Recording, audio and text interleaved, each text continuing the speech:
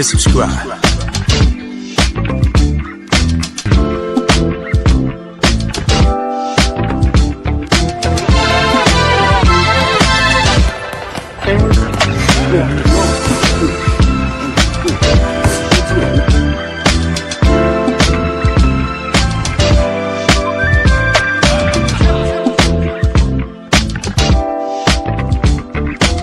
Subscribe to my guy, Uncle D.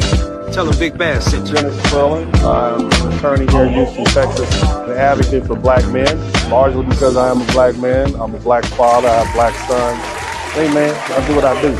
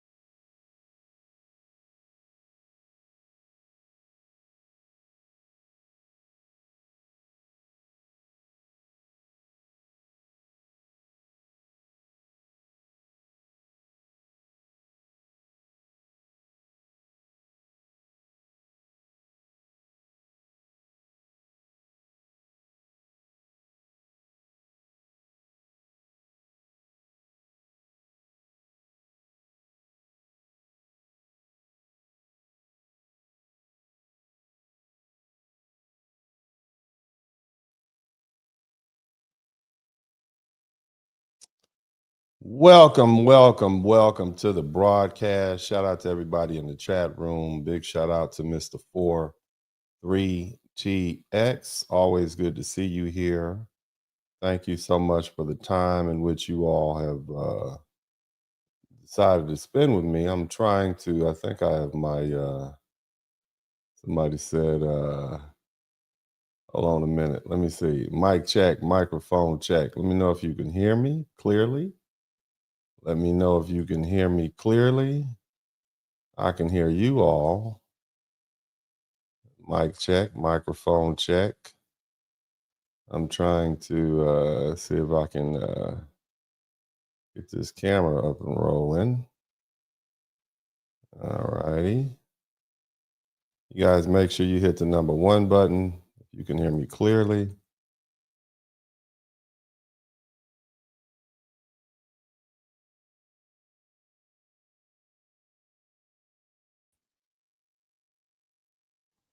Okay, what's up? Welcome to the broadcast. Had a little early technical difficulty early on, but we are here. I'd like to thank everybody for being here. My name is Dennis Spurling. Big shout out to Mr. 43TX. I see all you guys in here, and I want to make sure that everybody knows that they are welcome here. Okay, you all you people are welcome here. What does that mean? That means that, hey, you know, if you are a big girl, you welcome here. All the big girls. Shout out to all the big girls. You're welcome here. Skinny girls, flat girls with flat booties, bad built, got wide shoulders and a flat booty. You welcome here. I want everybody to know.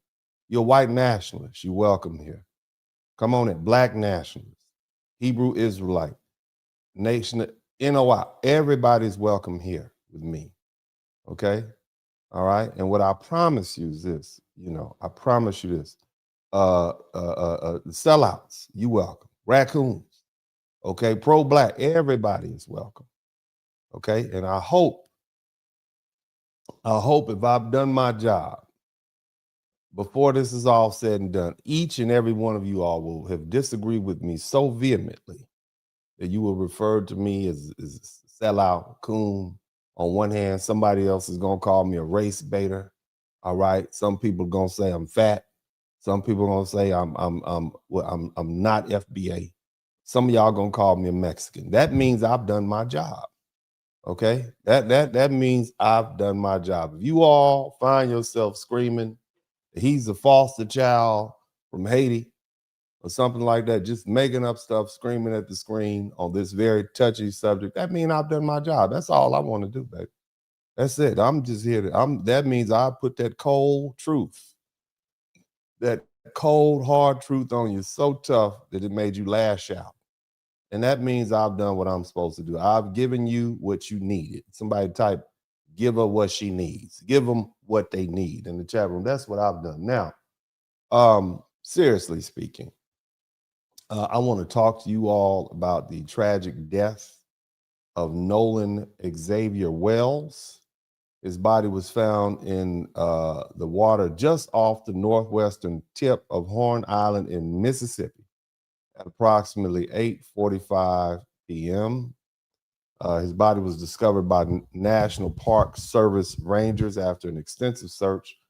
And 2 days earlier, this young man, 18 years old, college football player, had traveled from a private dock in Ocean Springs, in that area, to the remote uninhabited Barrier Islands with a group of his friends to celebrate the 4th of July. Somebody typed 250 in the chat room. And, well, you know, authorities say that Nolan was last seen near the island at about 3 p.m., but when the group returned to the mainland, he wasn't on the boat. Now, the explanation publicly attributed to his companions is that Nolan chose to remain behind because he expected to return with someone else. Yet, Nolan reportedly remained on the island without his telephone or his keys, which were in the possession of his friends. Now, that sounds odd, okay, but this is what's being said. Now, his mother became alarmed after she received a call from one of those friends, quote unquote, after around about 11 p.m. And this is after attempting to locate Nolan herself. She reported him missing around midnight. Now, search teams were deployed the following day, but Nolan never came home alive. And although the investigators have discussed drowning as a possibility, the official cause and manner of death haven't been publicly established.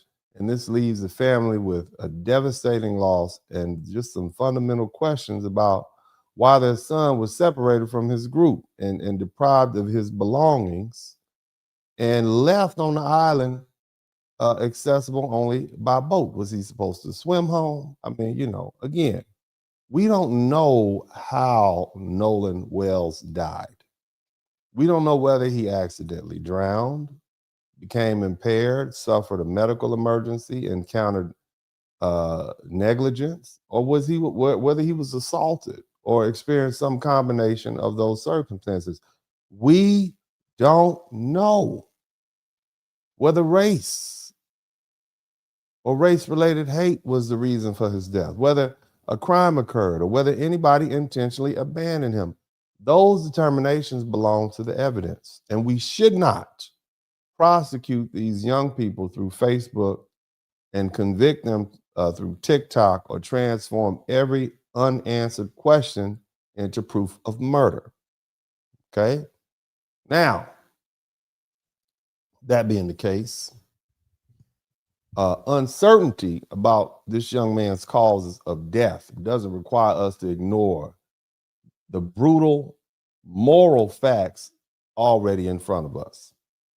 Nolan went on a trip with people he called friends. Somebody type friends in the chat room.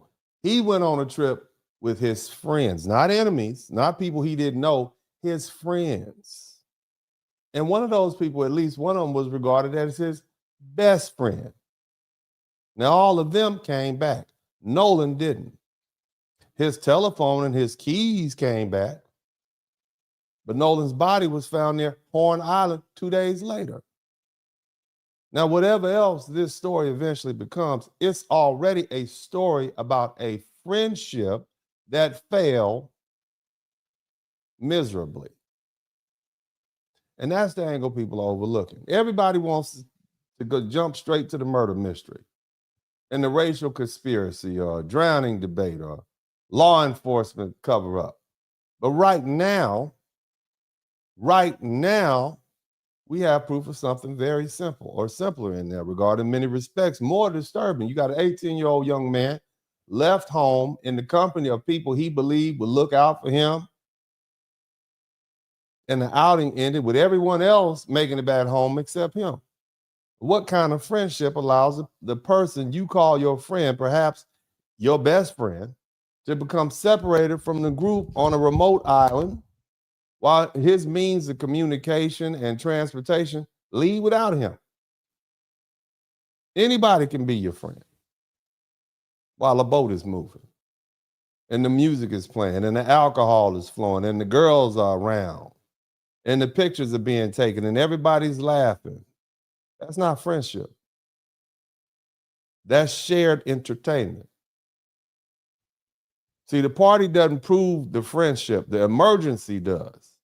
You never really know who a person is until that person is under pressure or believes that you need him. Now, that may sound familiar to you all, and for you all who have your chronicles with you, somebody type the Chronicles of Uncle D. For you all who've purchased your books, Rules to Live By, How to Live, How to Maintain Peace of Mind and Happiness in a Conflicted World, I'm going to go heavy on these books today because this is one of those things. And if you'd like to purchase, I have a few hardback copies left. SpurlingDentist@gmail.com. You can email me, or you could just go to Amazon and pull them down yourself. Just look it up and download it. But again, in this book, because this is something that's very important to me, which is probably why I saw it. And this is more important to me than the quote unquote racial issue that everybody else is chiming in on. That's later. And I come from the position that friendship transcends race. So we just talk about, look, again, we talk about bad friends, in my opinion. That's the first thing that stands out to me. And as I said, you never truly know a person until that person is under pressure, believes that you need them. People reveal themselves when you're injured or intoxicated or frightened or stranded or embarrassed or missing or broke or under investigation or otherwise unable to protect yourself. Where's the lie in that? See, that's when the music stops and the character begins. The person who was your brother 30 minutes ago must now decide whether your life matters more than their inconvenience or punishment or reputation or fear. I learned that lesson early in one of my stories in the books. I talk about a young man named Kevin. He bullied me until I finally caught him and knocked him down and pinned him against the concrete and prepared to strike him with enough anger to do some permanent damage to this boy. I'm in the 4th grade. I was a big boy. I was about 180 pounds in the 4th grade. Now, Kevin was wrong. But by that moment, I was no longer merely defending myself. My friend Ryan grabbed my arm and pulled me away. I was furious with Ryan because in that instant, he denied me the revenge I believe I deserved. But Ryan may have saved me from ruining Kevin's life and ruining my own. I could end up in the juvie. You see, doing life, juvenile life. But that lesson taught me that a real friend doesn't only protect you from other people. Sometimes a real friend protects you from yourself. Shout out to Big J. He takes the keys and removes the bottle and stops the fight. He keeps you out of dangerous water. He calls your parents. Yes, your friend, your real friend will tell on you. Somebody type, tell it. I'm going to tell your mama.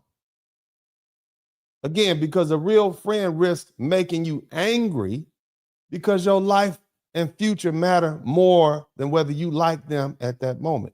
Look, later on, when I believe several young men intended to jump me, back in South Central, you're going to hear some hood stories today, okay?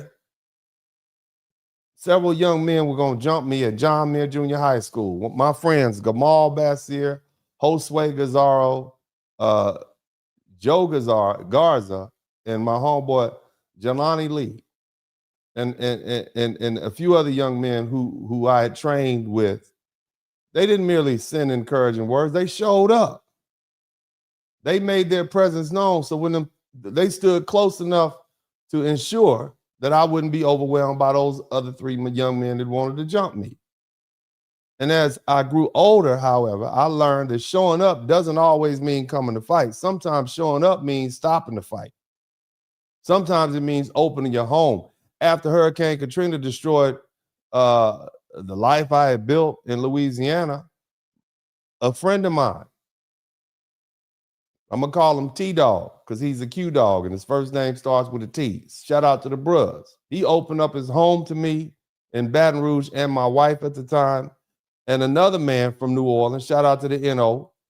I'm going to call him T Hustler because people might be looking for him. He used his knowledge and his connections to help me re-enter New Orleans while the city was on lockdown. We literally had National Guards everywhere, but I needed to get to my office and the city was closed because I needed to retrieve my files that was necessary for me to rebuild my law office over here in Texas. These friends, they used what they had, their homes, their access, their knowledge, their time, their influence to help me survive.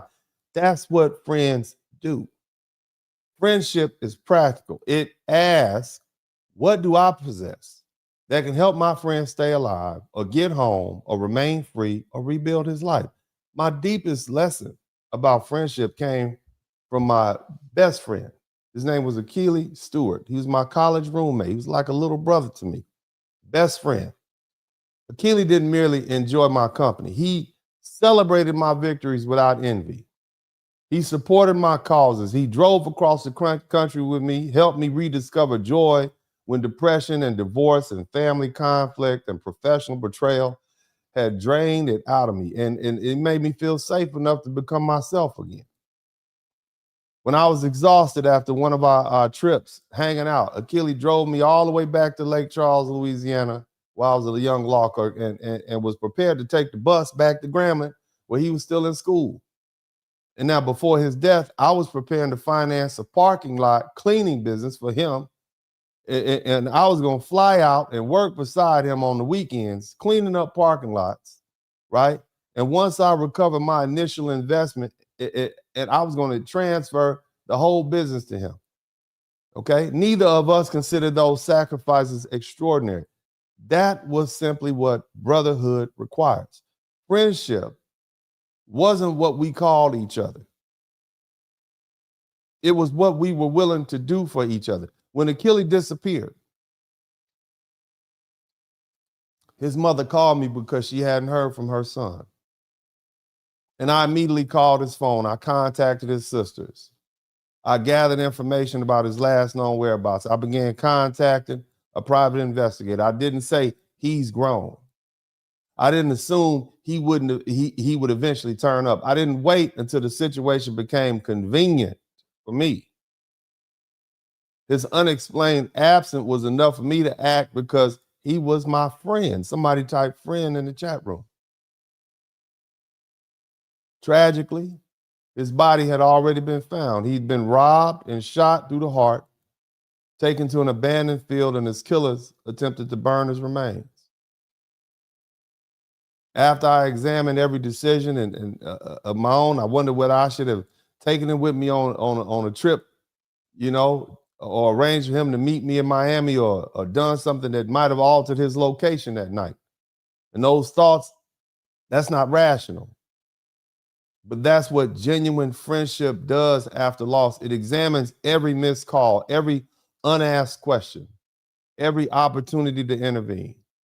A real friend asks what he could have done before the tragedy. A false friend concentrates only on explaining why nothing was his responsibility afterward. And see, that's why I can't treat the word friend casually in this Nolan Wells case. Somebody type Nolan Wells. See, according to the public described account, these young men didn't happen to encounter Nolan on Horn Island. He traveled with them there. He relied on their boat. He entrusted himself to their company. He allegedly called one of them his best friend. Somebody type best friend in the chat room. And see, to me, those titles carry obligations both consciously and subconsciously. See, a best friend doesn't operate on the assumption when your transportation home is disappearing across open water. Oh, I thought he had another ride. That's not a verified plan. Who was the ride? Did that person agree? Did Nolan possess that person's number? Did Nolan have his telephone or keys, identification, or money, and a reliable way to contact his family? Did somebody physically see him transfer into the care of another responsible group? See, when the location is remote and the consequences of a mistake may be death. In friendship, I say again, friendship requires certainty. And let us be clear about the telephone and the keys. We may ultimately learn that Nolan voluntarily gave those belongings to someone for a completely innocent reason. And we should remain open to that possibility. But a person's phone and keys aren't meaningless objects, are they? They're that person's lifeline. That's their location record, access to transportation, their ability to summon help. And it means their ability to reach out to their own family. If I have my best friend's telephone and keys while he remains on an island accessible only by boat, I don't simply drive home and treat the matter as settled. I know that his ability to rescue himself has been reduced. So I have a heightened responsibility to know exactly where he is, who has assumed responsibility for him, and how he intends to return. The same moral obligation applies to the moment a friend can't be located. A real friend doesn't wait because he fears being grounded or arrested or sued, exposed, or questioned about underage drinking and drugs and reckless boating or a fight or some embarrassing behavior. All of that can be addressed later. Death can't. A friend would rather stand beside you alive while both of you all face the consequences and punishment, okay, than protect himself while your mother searches for your body. See, when the crisis comes, a false friend, somebody type false friend in the chat room, a false friend asks, how do I protect myself? A real friend asks, how do I protect my friend? And see, another thing, friendship also continues after death. If something terrible happens, a friend preserves every message, photograph, video, location record, call log, an original file that they had. He doesn't delete or crop or alter or clean or coordinate or allow his memory to be rewritten by other friends and parents, lawyers, public pressure, social media. He tells the truth, even when the truth makes him appear drunk, careless, selfish, frightened, irresponsible, or wrong. Loyalty doesn't mean protecting yourself from accountability. Loyalty means protecting the truth, because the family of the person who called you their friend shouldn't have to beg strangers and law enforcement and witnesses and internet detectives to learn what happened during the final hours of their child's life. Now, none of that, okay? None of those accusations have been proven to be true, okay? We don't know. We don't know that. There's an investigation that must be determined what happened. We need to know. We need to know what they did when they did it and why. But the absence of proof sufficient to establish a crime doesn't prevent us from stating the moral standard. If you call a person your friend, his life must matter more than the party. If safety, or should I say his safety, has to matter more than your comfort, and his rescue has to matter more than your reputation, and his family's right to truth has to matter more than your desire to avoid consequences. Now, Black boys, Black boys, come to the front of the room. I got 3 of them. They sitting over there over my shoulder. You see that? They big boys now. Black boys of all ages. You must know the difference between social acceptance and personal protection. I know you got white friends. Cool. All right, great. I know you like going to the bonfire. Great. Fantastic. Being invited on a boat doesn't matter. Doesn't make you their brother. Okay? Being welcomed into their house doesn't make you family. Playing football with them together, drinking together, laughing together, appearing in photographs together, dating one of them cute white girls that went to the college that winked at you. Look, that doesn't make you protected. And look, calling each other bro doesn't establish loyalty. Friendship is proved when you're helpless and protecting you becomes inconvenient.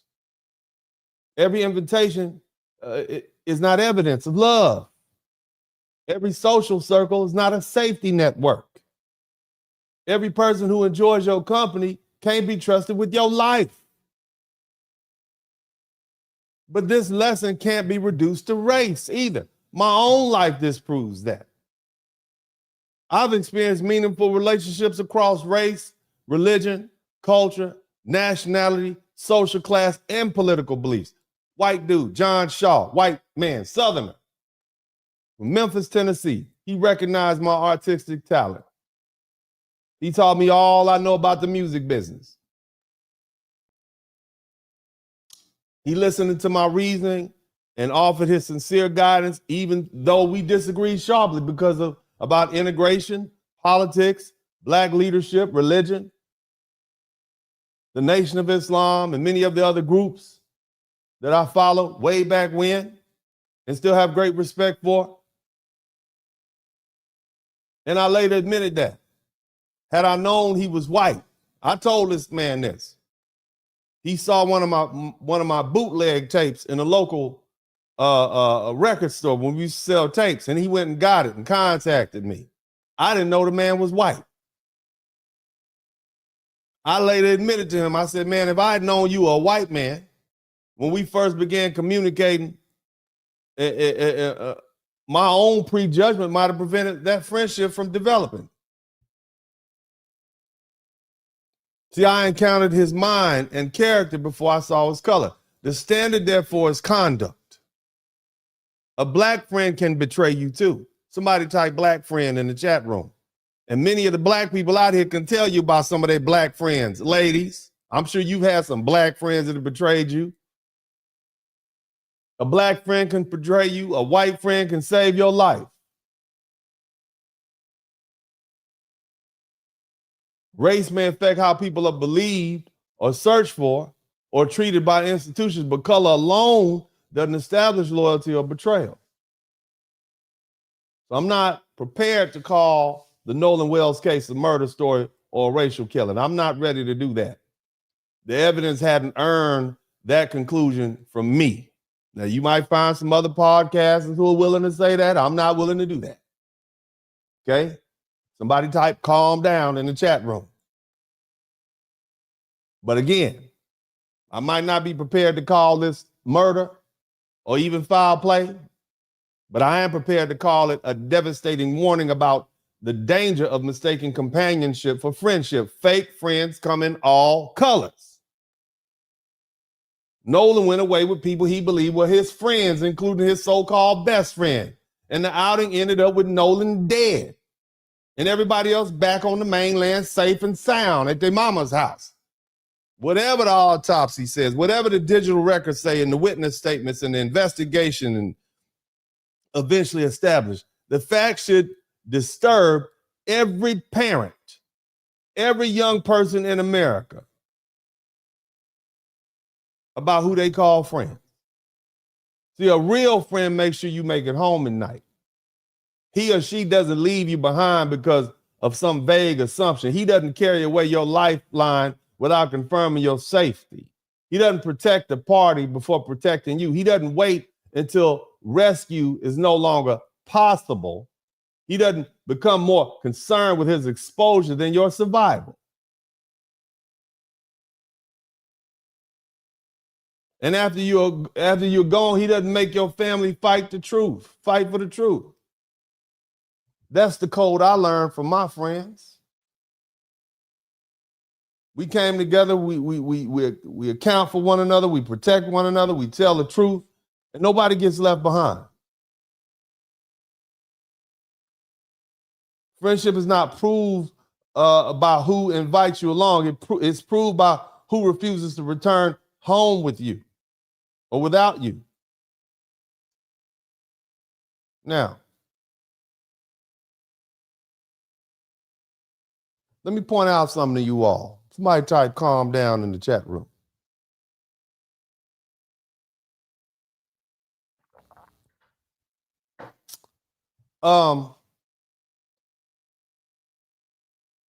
The experts and the authorities don't know what happened, but apparently this parallel investigation being conducted by all you millions of people on the internet, social media, y'all have the answers, apparently. I mean, every photograph, screenshot, text message, anonymous post, TikTok video, Facebook comment, Instagram story, deleted accounts, y'all got it figured out, right? Right? So you treating it like another piece of the puzzle. And, and I find it disturbing because people are no longer discussing Nolan's death. They have organized themselves into competing camps, each increasingly convinced that its interpretation is correct. You got one group who believes that Nolan accidentally drowned, and they treat every allegation of foul play as racial hysteria. And then you got another group that believes there are enough inconsistencies to justify continued scrutiny, but remains willing to wait for the evidence. And then you got the third group. They've gone so far beyond legitimate questioning and constructed an elaborate theory in which Nolan returned from Horn Island, attended a pool party, was assaulted and killed and transported back toward the island, placed in the water, and then made subject of a coordinated cover-up involving his so-called friends, parents, attorneys, judges, influential families, and law enforcement, all of them in cahoots. You see, that's what you said. That's what we have. That's what's circulating right now. Now, I'm going to play a couple of videos because I think it's important that we look at some of these videos. And you guys hang tight. We'll look at the videos and talk about them. And we'll examine some of these videos because I feel like very interesting play-by-play. But I'll let a couple play. You guys make sure you let me know that you can hear them clearly by acknowledging that. But in the meantime, let's go ahead and start with this right here. Platoon, are you ready? Always ready. Everybody out I Hebrew is like am a son of a God. I am a son of a God. I got the power of God. I got the power of God. Hey, Nolan Wells. Hey, Nolan Wells. Judah, part of the 12. You're right. Hey, Nolan Wells. Hey, Nolan Wells. Not forget about you. Not forget about you. I mean, they got a good beat to it. They got a good beat. And I understand what they're doing. They're trying to bring attention to this horrible situation. And it is truly a horrible situation. But, so it's become a national thing. Now, meantime, you got a lot of black people who've been unalive in the same time period. And I don't see any press about that. But, that's another subject. As a cousin, a first cousin of a victim, in 2020, he went out with his friend and the mother, who was white, and he went missing. He was found dead, deceased, in a field behind her house. She was arrested. She was charged with failing to report a missing child, and contributing to the delinquent of a juvenile. So your story is very familiar. Your pain, I feel it. And I will continue to advocate. I'm an activist, and I go all across the world. But today, I'm here because I stand with you. As a cousin of a victim, I know what you feel when you don't get justice and the system is up against you. Now, again, it's easy to empathize with this woman because she has a real life situation. But again, the facts are not always in. They're not all in yet on Nolan Wells' case. They are not. We don't know. There hasn't been. We don't have the autopsy report. So there'll be plenty of time to be outraged. But unfortunately, when you get outraged and you come to these conclusions very early on, those things don't get undone. You're still operating from the perception that this thing happened and that this is racial and all these other things you hear. And so this is why in my opinion, I'm not here to exacerbate the problem. And I know people might not like that. You want me to start singing the, screaming the alarm bells and everything, but I'm just not going to do that. Let's keep listening. It's because it's a black on black crime, like you stated. You mentioned how this happened 2 days before Nolan Wells' case, and we didn't hear anything about it. Well, there's no monetary value on black crime. There's no money to be made on black crime. If there's no money, they gonna act funny. These people are black. And this is the point that I was just bringing up. You have all these people out. You have literally thousands of black people getting unalived every year, okay? In much more horrible circumstances, okay? And nobody talks about that. But because it's a racial issue, it's eyeballs on it, it's money to be made. Let's keep listening. Black coffin chasers, but the only time they chase that black coffin is when there's another color hanging over that black coffin. Mm-hmm. Otherwise, they don't want nothing to do with it. We seen this with the Carmelo Anthony case. Did you see Slickback Sharpton or bald-headed Ben Crump around that case at all? You didn't see them nowhere near that case. Now all of a sudden somebody from some harsh words, boy, golly. Let's keep Ben listening. Crump's office is in that case, but that's because the case is such a high-profile case. They can make money, and if they're doing pro bono, maybe they're not getting paid in their pocket, but they sure getting a lot of marketing. They sure getting a lot of interviews on mainstream media. They sure getting a lot of push out on social media. So these are also the things that they chase. It's a sad thing. Yes, black lives do not matter at all. These people don't care about black lives whatsoever. This is why. Now, again, I understand why Al Sharpton and Attorney Crump are there. They're bringing attention to it. I get that. But again, there's a lot of other black people who are unalive every year, every week, and we don't bring attention to that. And so we don't even know if this young man we don't even know if there was foul play yet because the evidence is not in. I'm not saying there wasn't. I'm saying we don't know, but we do know that there's some bodies laid out with bullet holes in them in various cities across America. But we don't talk about that because it's not the right, the suspected perpetrator is not a cop or a white person, etc. So what it lets you know is the media is playing you. And I want everybody listening to me. They're playing you. They're playing on your racial anxiety and tension. This is how they get eyeballs. Black on black crime doesn't sell news. It doesn't get clicks and views. Not like that. This sensationalism does. So again, recognize you're being played. As long as you know that. Let's keep listening. Why we see there's 100 boys across the nation that go through this every day. This ain't nothing new, but you're not going to hear nothing about it. There's no money to be made. Mm-hmm. In other words, so-called black people in America hates black people until a so-called white person is involved. Now, I'm not going to go so far as to say that, but I do understand how the media works. Again, black on black crime doesn't sell. Okay, that's why you don't see that happening. But we'll take a look at some more videos. You guys make sure you hit the like, share, and subscribe button.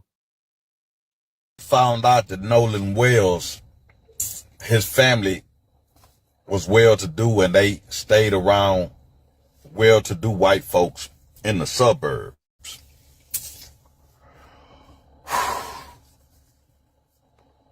Bear with me. First Okay, off, let's hear it. black people got to get out of this mindset that living around white folks is better, or your own people. And trust me, I get it.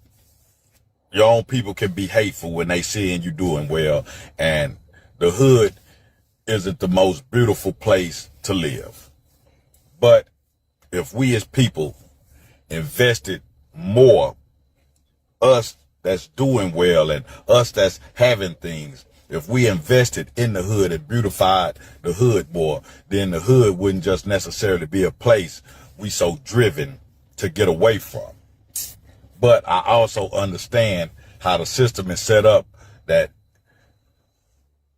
it's designed to keep the hood destitute and broken and looking in shambles. And if All right, so I'm going to address that particular issue. It's not the fact that there's no money in the quote unquote hood. And when he says hood, he's referring to the black neighborhoods. There are plenty of black communities and black neighborhoods around America where you have well-to-do black people.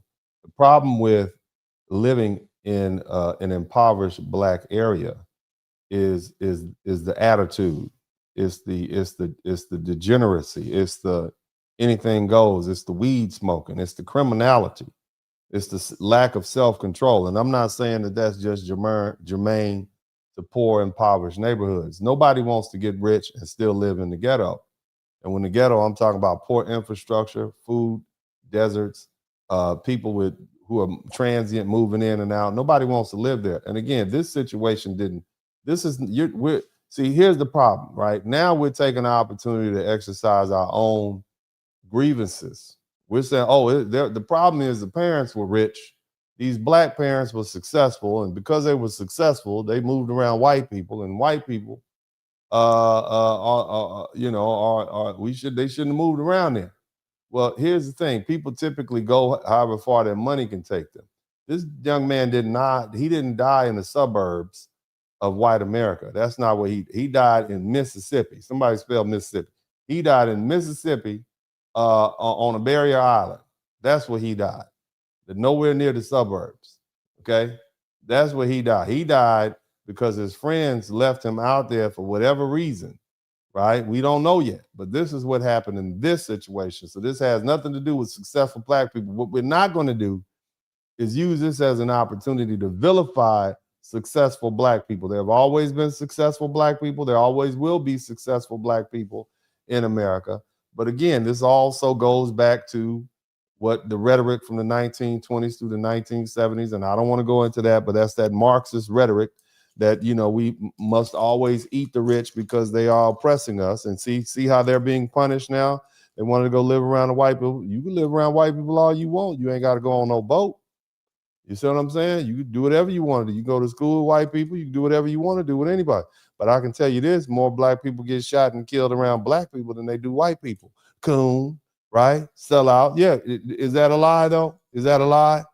More black people get killed around black people than they do around white people. Is that a lie? Tell me why I just lied. Huh? Since we so safe in the hood, how many black kids and black boys and black women get shot and killed in the white suburbs every year? I'm just asking. Now, flip the script. How many black babies and grandmas and elderly black women and men and young men get shot in the hood? Let's just talk about it. Where's the lie in that? So again, this is that rhetoric. People are taking this as an opportunity to voice their disagreements about whatever issue they may have with the black community. But I'm gonna let the brother keep speaking. the rich black people, especially the affluent, wealthy, popular black people, go to investing into the hood, that this system is going to come for them and going to break them. Why is it the responsibility of successful black people, whatever your metric is, why is it their responsibility to invest in the hood? Why is it that the people who, because many of them are from the hood, so why is it their job to use their resources that they've earned with their own ingenuity to then go back and invest? Why can't they invest in their own family? I mean, why can't they invest in their own peace of mind and happiness? Why can't they invest in their own wealth for their children and grandchildren? I'm just asking. And what do they get in return on that investment? When you say invest, we just supposed to go to the hood and buy a bunch of houses for poor black people? Is that what you're saying? That's that's going to stop this young black boy, Nolan Wells, from being drowned or murdered or drowned, whatever happened to him? Is that would have stopped this?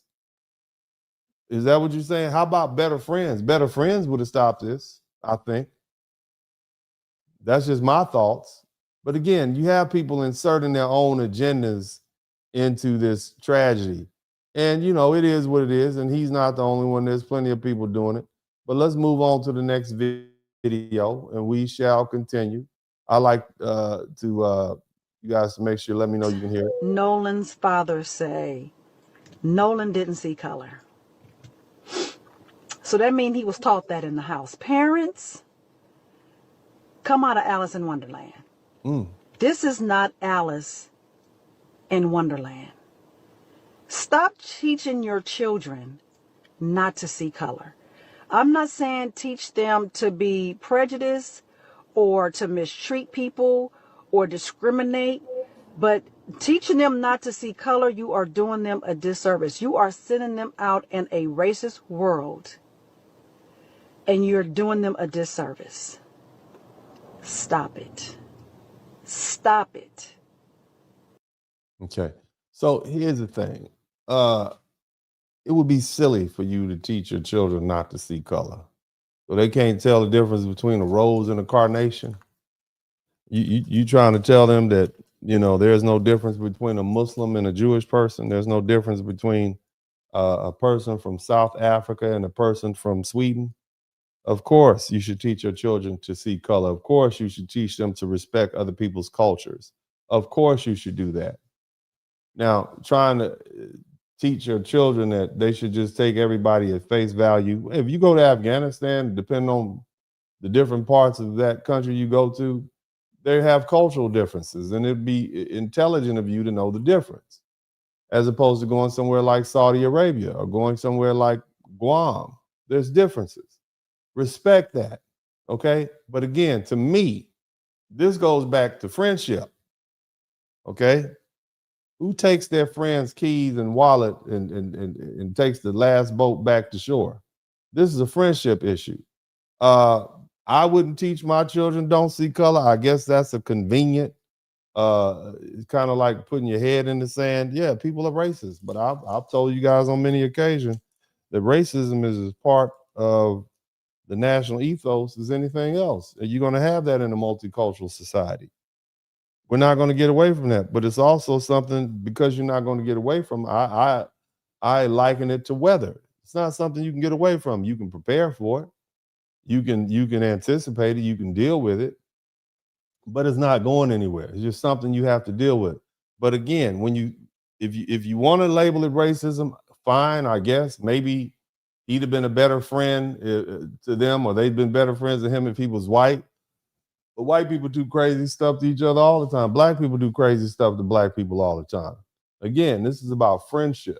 This is about who's looking out for me, in my humble opinion. But let's move on to the next video. I want to keep this thing pushing. You guys, I'm reading all the chats too. I am reading what you guys are saying in the chat room, because I find, you know, everybody's take very interesting, and I want to acknowledge you all. Let's take a listen to this. The autopsy was complete. The sheriff made a statement. No foul play was suspected. Now, the family refused to accept that. And what they started uncovering, nobody was ready for. This is part 2. Here's what we know. No fluff, just facts. Now let's get to the facts. Nolan Wells' mother retrieved Nolan's phone, brought back by his friends, and without Nolan himself. Now, his mother started asking questions. She tracked the phone via the app, Life 360. The location showed on land. A family friend helped retrieve it. His father, Elmore, went to get the keys, and when the family opened the phone, messages had been already deleted. That's when they hired attorney Ben Crump. Reverend Al Sharpton joined the case. Colin Kaepernick helped pay for the independent autopsy. Now, Tyler Perry pledged to cover the funeral expenses. Nolan's body was flown to Washington, D.C. A doctor with no ties to Mississippi ran the exam. Results were expected Friday. Crump said flight delays pushed them back. Meanwhile, another name surfaced. Chancery Judge Ashley Cole, her son Warren, was on the boat. Warren also called the U.S. Coast Guard. The judge posted a public statement. The boat allegedly took on water. I mean, there's going to be a lot of successful people and rich people whose children on that boat. That's kind of what rich people do. Okay. I mean, rich children are exposed to things that other people aren't. So I would expect there's going to be some lawyers and some doctors and their children and some other successful people on the boat. It's not like we hanging out in the basketball court in the Bronx. Okay, you wouldn't expect a whole lot of judges' children to be there. You expect some other kind of people, children, to be there, but not that. So that's expected.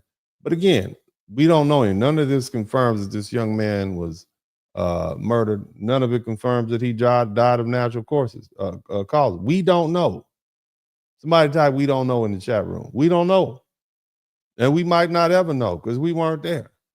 All we can do is wait for the investigation to happen. What else are you going to do about it? I mean, what are you going to do? Let's keep listening. The Bills pump had an issue. Nolan allegedly chose to stay behind. That is their side, but Ben Crump flagged a contradiction. A girl on the beach allegedly said Nolan told her he was going back with the boys. The boys said the opposite. And Crump described an alleged video, Nolan and someone else, yelling at each other on the boat. Now, the sheriff's office is now asking the public. Somebody type yelling. Somebody type mystery girl. Somebody type mystery girl. Somebody type yelling on the boat. Let's keep going. Look for photos and videos of alleged altercations. Part 3, I break down the independent autopsy results and where this case stands right now for the crew. And see, the problem is when you have people on the internet, they sound so authoritative. I call it Cheney, like Dick Cheney. If you ever used to listen to Dick Cheney speak, he sounds so matter of fact. Like this guy's got to be telling the truth because he sounds like he's got it. Like, yeah, it must be true. Okay, but we don't have any facts. Okay, text messages were deleted. When? Do you have a forensic of the phone? Has there been a forensic phone search? Do we know when the text messages were deleted? Do we have the location ping? And I'm using that term because most of you all don't know that, but they can track your telephone based on the proximity it was to the various telephone, but we don't have any evidence yet.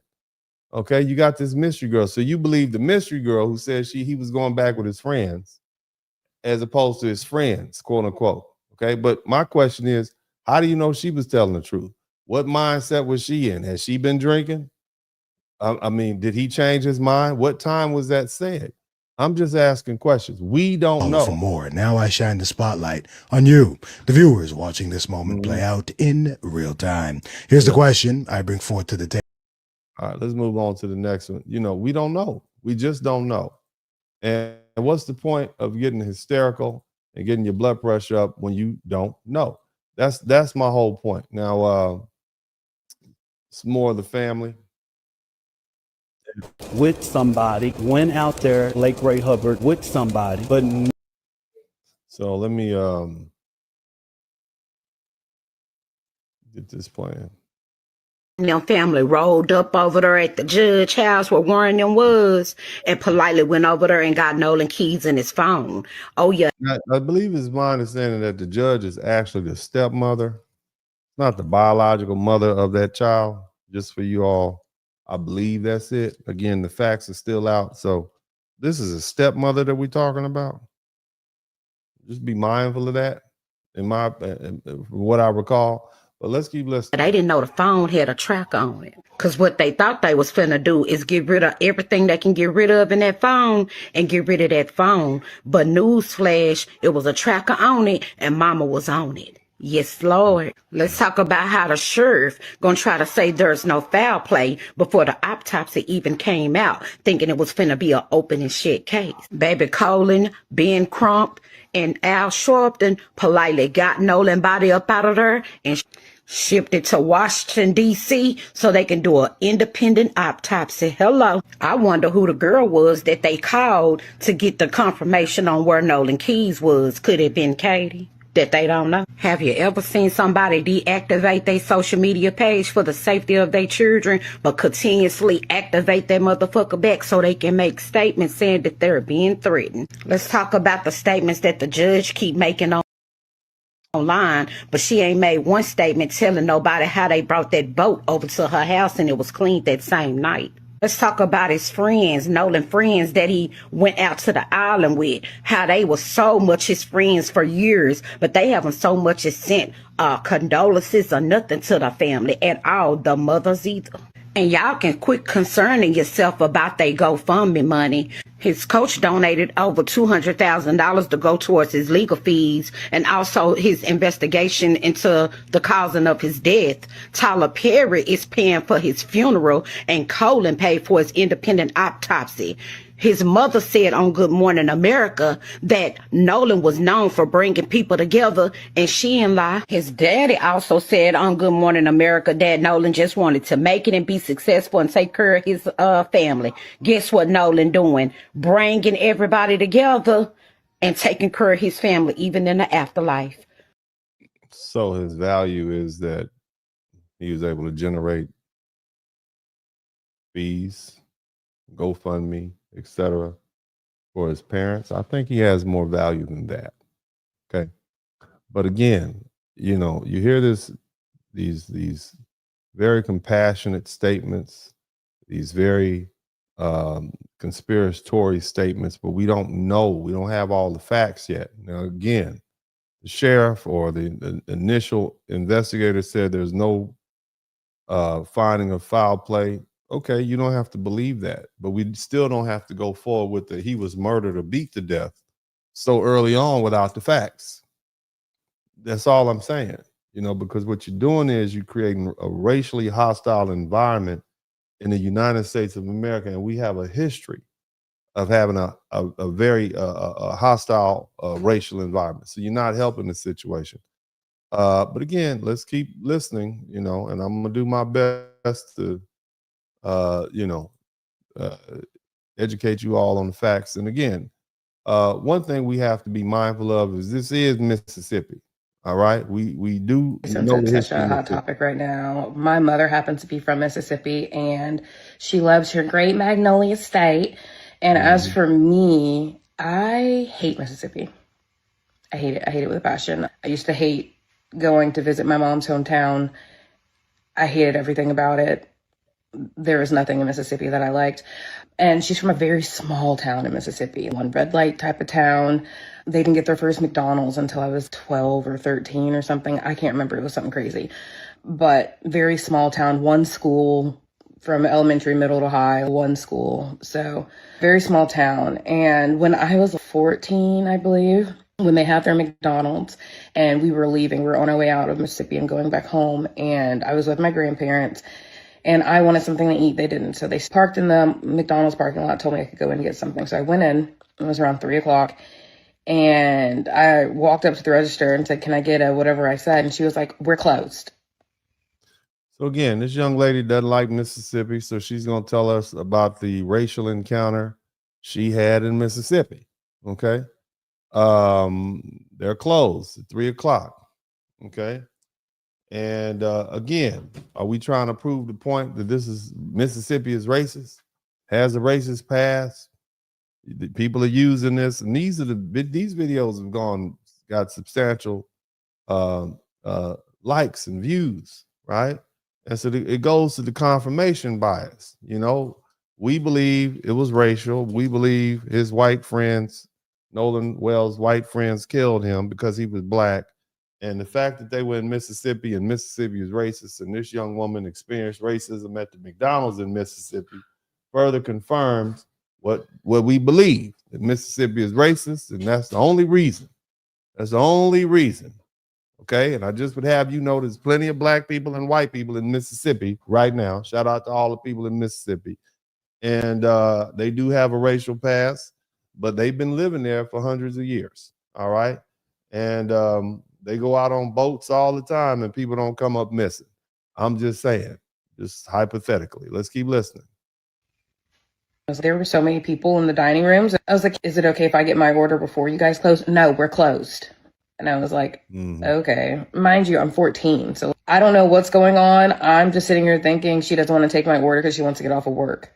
So when she said it the second time, I was like, so then I turned around and I tell you that entire restaurant was staring at me in silence, looking at me like I was a freaking unicorn that just walked in. It was insane. I don't know. It felt weird. So I just decided to get out of there. So as I'm walking out, the person that was behind me that was going to order goes up there and they're like, can I go out? And she's like, do you want blah, blah? So she took their order. So I was like, what the hell? So then I walked out and I was like, wow, she just didn't want to take my order as her last order because I'm Black. How rude. No, she wasn't going to take my order, period, because it was 3 p.m. She just was not going to take my order. I was not welcome there.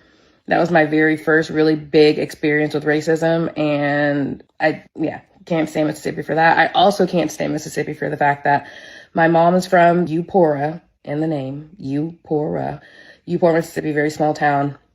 The one school from elementary to high school, they only allow 3 Black cheerleaders on their squad at a time to this day. 3 Black cheerleaders at a time. Now, the entire football team, they can have as many Black men as they want, but the cheerleaders, 3 at a time. And it is currently 2026, and that is still a rule of that school. I hate Mississippi. Also, another thing, when I was in my early 20s. Again. Okay, go ahead, baby. Go ahead. My mom was trying to purchase a house, and it was on the white side of Eupora, and she tried to purchase this house, all cash payment, everything above asking. And they said, nope, they didn't want to sell to her because she was Black. I hate Mississippi. Well, I mean, all that, she clearly hates, somebody try to hate Mississippi. Clearly she hates Mississippi. I get it. You know, if this has happened in Massachusetts, people may have been willing to give the benefit of the doubt, but because Mississippi has the reputation that Mississippi has, people are not willing to give Mississippi the benefit of the doubt. I get that. I understand. I hear you. I hear what you're saying. It is what it is. All right. Now, I want to share this video, and we got a couple more. Xavier Wells, and I'm going on a fishing trip with my friends. Free charity trip. Let me introduce you to Ike Pyron, Wyatt Pyron's brother, who is one of the friends that was with Nolan that day. Just read how he speaks about Black people in this message. I'm going to save this one for a little later on because I have a special segment. Somebody type Negro Whisperer in the chat room. Somebody type Negro Whisperer in the chat room. I'm going to save that one for a little later on. I want to get back to that one a little later. Okay, but in the meantime, y'all check this out. This lady, she's a Wells tragedy from a perspective that I don't hear anybody else talking about. Let's hear it, baby. I normally don't talk about these kind of things, but this baby is so much in my spirit, I can't shake him. Because something is very much off here. Okay. What's off? As a mother, my child's best friend is missing.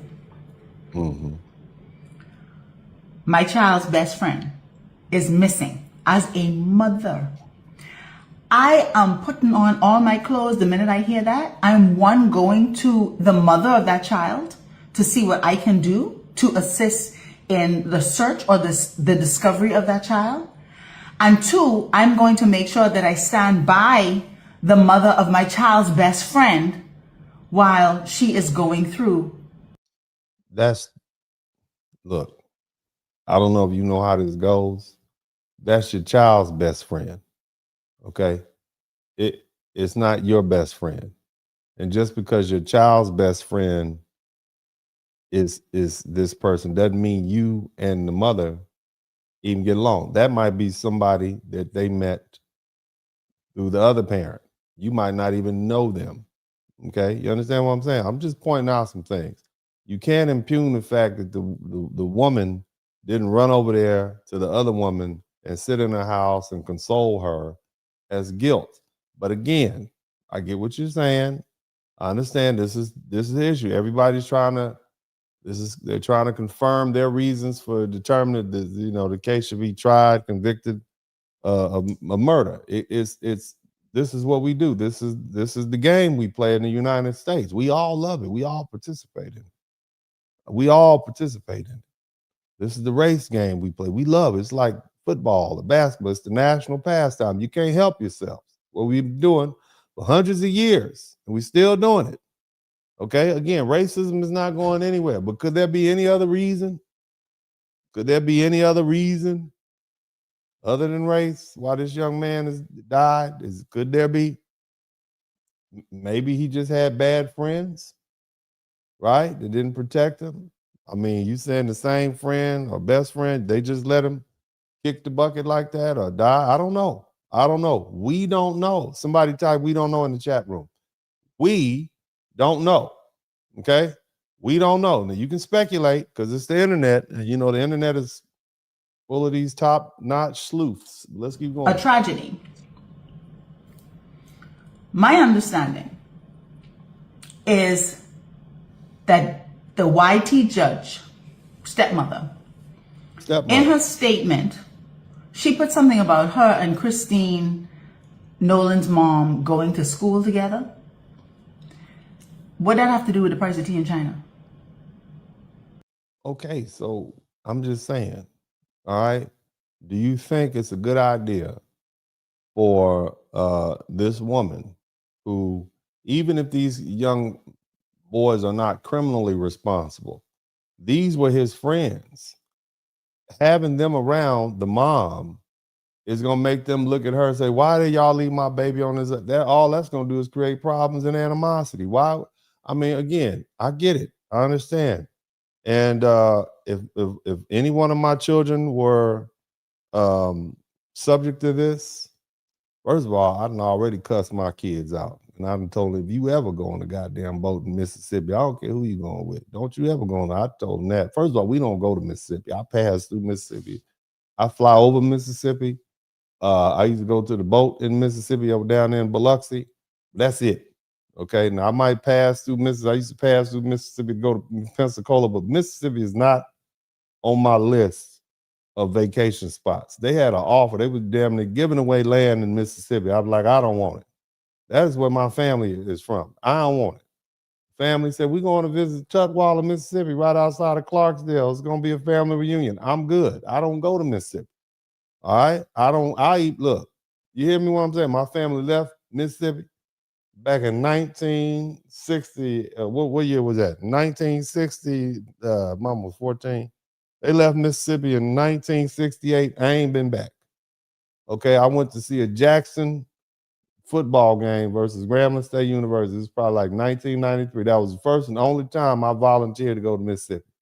Okay. And I was still on high alert the whole time. We drove there in the daytime and we drove back in the daytime. You understand me? Mississippi is not on my list to go. Look, let me talk to y'all.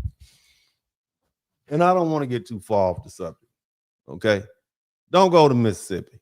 Don't pass over Mississippi. Mississippi is still Mississippi. And I know it's a Mississippi. People say, hey, man, just go to Alabama. Go to Alabama. You go to Pensacola. That's just like Mississippi. Go to Macomb. Macomb is, don't go. Woodville, Clarksdale, who else? Leave all them places in Mississippi alone. You understand? I evacuated for Hurricane Katrina, went to Woodville, Mississippi, stayed there 2 days. I said, I got to get the hell out of Mississippi. Oh, you understand what I'm saying? Stay out of Mississippi. Anyway, this little lady I appreciate her. She's trying, but we're going to move on to the next video. Y'all you don't understand. You don't understand. Now, I want to talk a little bit, and I have some more videos I want to share with you all, but I just want to talk to y'all about the public response, okay? Because I just feel the need, and I purposely have not wanted to talk about this. But, you all have insisted in the comments section. You've asked me to talk about this. And I'm going to give you what you asked for. You don't ask me. I'm not going to tell you what you want to hear. But I do want to talk about the public response to these statements from Nolan's friends and how quickly suspicion has hardened into certainty. Okay, that's what I want to talk about. You got one friend, he reportedly told the viewers to relax. That's the little fella say, y'all need to relax. That's what he said. He said, y'all relax. And y'all didn't like that, did you? Okay, none of y'all like that. Y'all were angry because he told y'all to calm down. That 18-year-old boy told all you grown-ups to calm down, and you didn't like that. All right? You see, he said, relax, and he said nobody wanted to see Nolan's life taken. And those words produced an enormous, shout out to Torian Jones, those words produced an enormous backlash. You had commenters that interpreted relax as dismissive and treated life taken as a possible admission that Nolan was killed rather than drowned.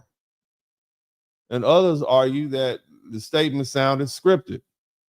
And the lawyer prepared or designed the calm public pressure. Y'all give too much credit to lawyers. That lawyer can't control what these people say.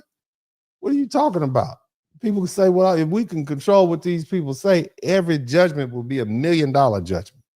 Every judgment will be not guilty or guilty, depends on whose side you on.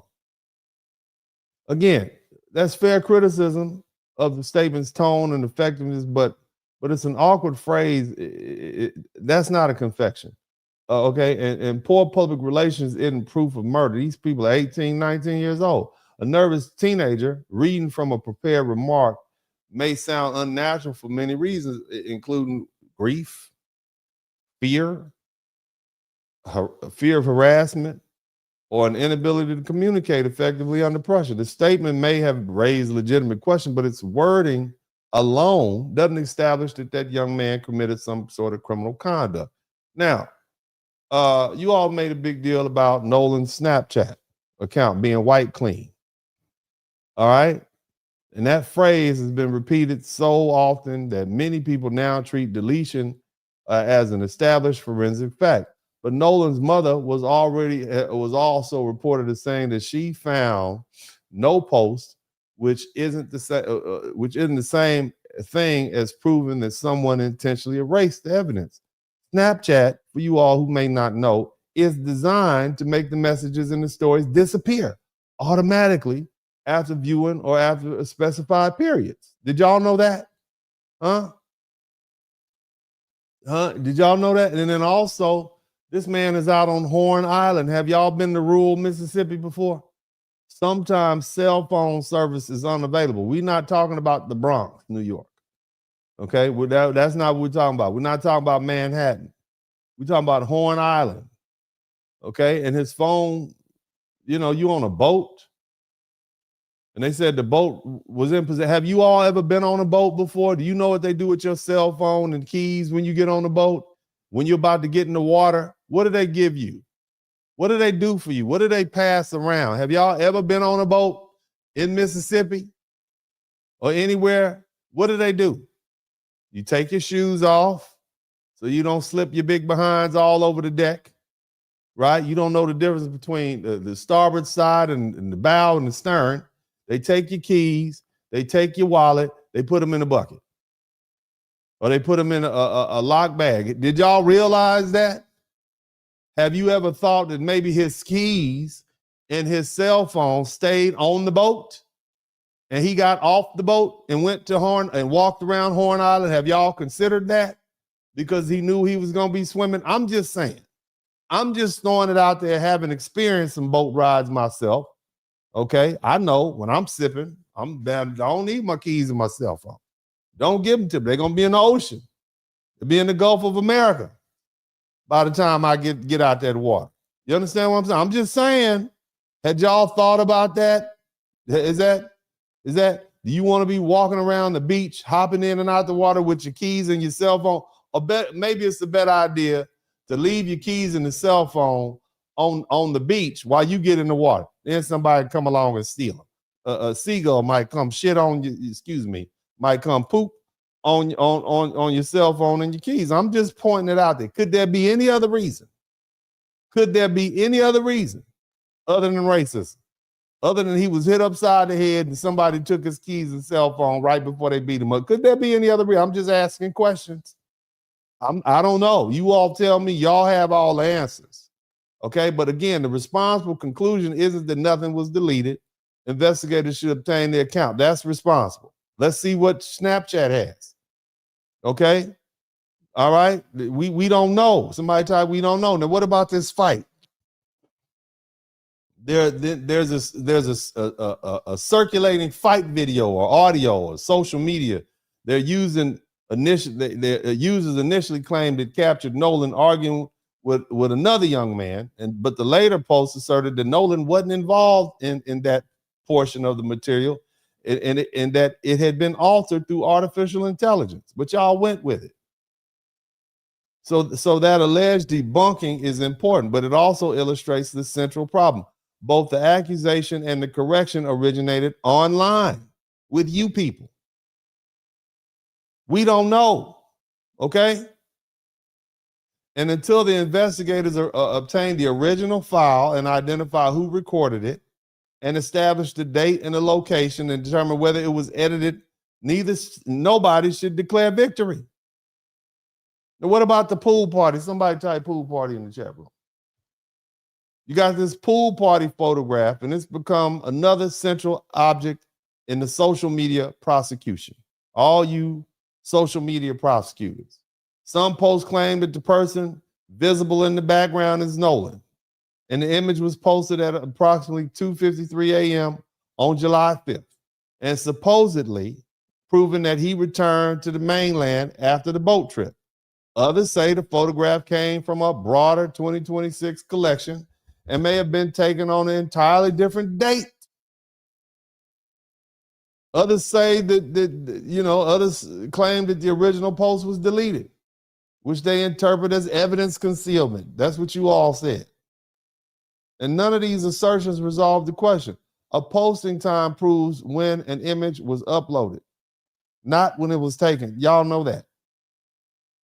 A deleted post may reflect evidence destruction and embarrassment, harassment, and account management, or nothing sinister at all. We don't know. And until the original file is recovered, and this metadata photographer, the subject, location, adjacent images, and creation are authenticated, the photograph remains potentially important, but it's not proof that the young man attended the party or died at the residence. You don't know. Now, somebody type mystery girl in the chat room. Mystery girl.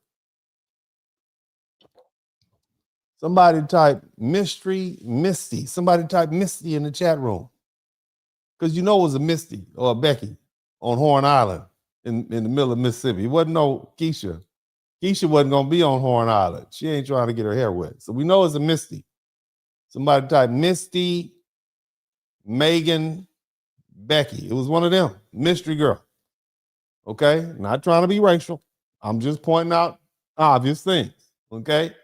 This alleged mystery girl has also become a major part of the online narrative. Okay? And some people claim that Nolan voluntarily remained on the Horn Island because he intended to spend time with, quote unquote, a mystery girl. Okay? Or return with another group, and others demand to know her name. Y'all want to know who Misty is? Her name is Misty. Misty or Megan or Becky. That's what her name is. Okay? That's what her name is. Just so you all know, it's not Keisha, Shaquanetta. It's not going to be a LaShonda. It's not, none of those names are going to apply. This is a Misty. The mystery girl's name is Misty or Becky or Katie or could be a Becky Lynn. You understand what I'm saying? But it will not be a Shaquanetta. Okay? It will not be a Latrice. Okay? It's not gonna be anybody like that. Just so you know, so set yourself up for some disappointment. And if you find out he was hanging out with some Beckys and Melissas and some Megans and some Mistys, don't say, oh no, he ain't black enough for us to support. Don't withdraw your support after that. Don't do that, because that means you're shady. That means, oh, no, he ain't black no more because he wasn't with a Beccanisha. See, you're wrong for that. You're fickle, okay? But anyway, there's some legitimate investigative questions if this person exists, but social media has moved from whether there was a girl to treating her existence and identity and conduct and silence as established fact. You ain't even know this was the lie. You don't know. We don't presently know whether this person was even real. or whether Nolan spoke to her, or whether she agreed to provide transportation, or whether the story arose from a misunderstanding, a hearsay, or inaccurate explanation given. We don't know. We don't know. Now, again, let's talk about this phone. Talk about Nolan's phone. Proved he returned to the main island. It proved his phone returned to the main island. And that conclusion contains a basic logical defect. A telephone establishes the location of the telephone, not necessarily the location of the owner. If another person's possessed Nolan's phone, its movement could show where the person traveled while revealing nothing but itself about nothing. It doesn't say anything about his physical location. Again, he could have left his phone on the boat like everybody else did. You get on that boat, you don't want your phone falling in the water, so you put it in the little bucket that they give you. Everybody put their little phone in a plastic bag in a bucket along with your socks, okay, and your keys and anything else valuable you have, maybe your wallet, I don't know, right? That's what you do, and then you go play in the water. And then when you finish, you get back to shore, you get your sandals out that bucket, you get your wallet and your keys out the other bucket, and you go on back to shore. So these phone records and this phone location don't tell you where he was. Yes, Nolan's phone came back home. That don't mean Nolan came back to land. Those things aren't interchangeable. Okay? We don't know. We don't know. That means y'all don't know either. Now, here's another thing. Social media, y'all say he got beat up, he was coughing up blood. That's what you all said at the pool party. He was coughing up blood. He suffered serious injuries at the house, and he was prevented from leaving. He was killed during the confrontation.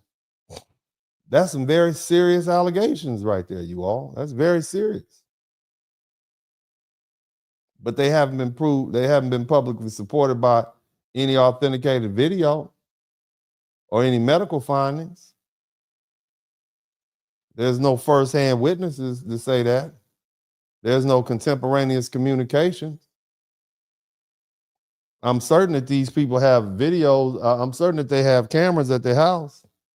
I'm certain that there's cameras at the neighbor's house. Have y'all ever heard a ring? You don't think they would have him getting out of his car or his friend's car? You don't think so? Y'all just gonna jump in there with it. And then it's based on, this is what it's based on. I heard someone at the party saw him coughing up blood. Isn't that the same as a witness giving that's not the same as somebody giving a recorded statement and identifying him. That's not the same. Okay, now again, the investigators should pursue the allegations, but the public can't convert some third, fourth-hand repetition hearsay into eyewitness testimony. You can't do that. Now, another one that I've heard say there was no water in his lungs. That's what you said. This is what you all are saying. This is what y'all asked me to do. Don't be mad at me. I'm telling you, this is what your rumors are saying on the internet. You shouldn't ask me. You thought you was going to get on here and I was going to come co-sign with you all about all this. I'm not doing that. I'm not going to do it. I'm not going to use my broadcast to make fill America up with racial turmoil and hostility. And when we already have, I'm not going to do it. That's irresponsible. And that's not what I do on this page. We are grown-ups on this page. We don't deal with rumor. It'd be plenty of time to get mad later. And trust me, y'all will be mad forever once you find out the truth. You can be mad forever. If you find out something heinous happened to this young man, you'll be mad forever. Okay? Hell, some of us are still mad about Crispus Attucks.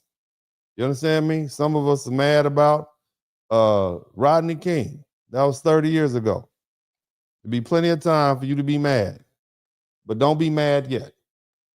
Again, let me point out something, okay? There's no final autopsy or toxicology report yet. Okay? And if there is, they haven't been publicly released. It's my understanding that the young man's body was shipped to Washington, D.C. There was a delay because of a plane delay, right?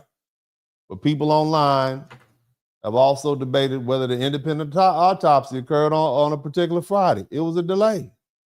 Whether it was postponed, or whether Ben Crump supposedly refused to release it because he disliked the findings. And those assertions are unsupported. It's just speculation. Autopsy reports take time. Toxicology reports can take 2 or 3 weeks, sometimes months. It takes me months to sometimes get toxicology reports. But the absence of a public report doesn't establish the results that prove that doesn't prove homicide. And it doesn't establish it to prove accidental drowning. We don't know. We don't know. Now, this other one that I find is y'all say, look, they brought the boat back to the lady house and they wiped the boat clean. That's what you all said. The evidence. Somebody typed the evidence in the chat room. You claim the boat was wiped clean during the early morning. Suspicious. That's what y'all said. That's suspicious.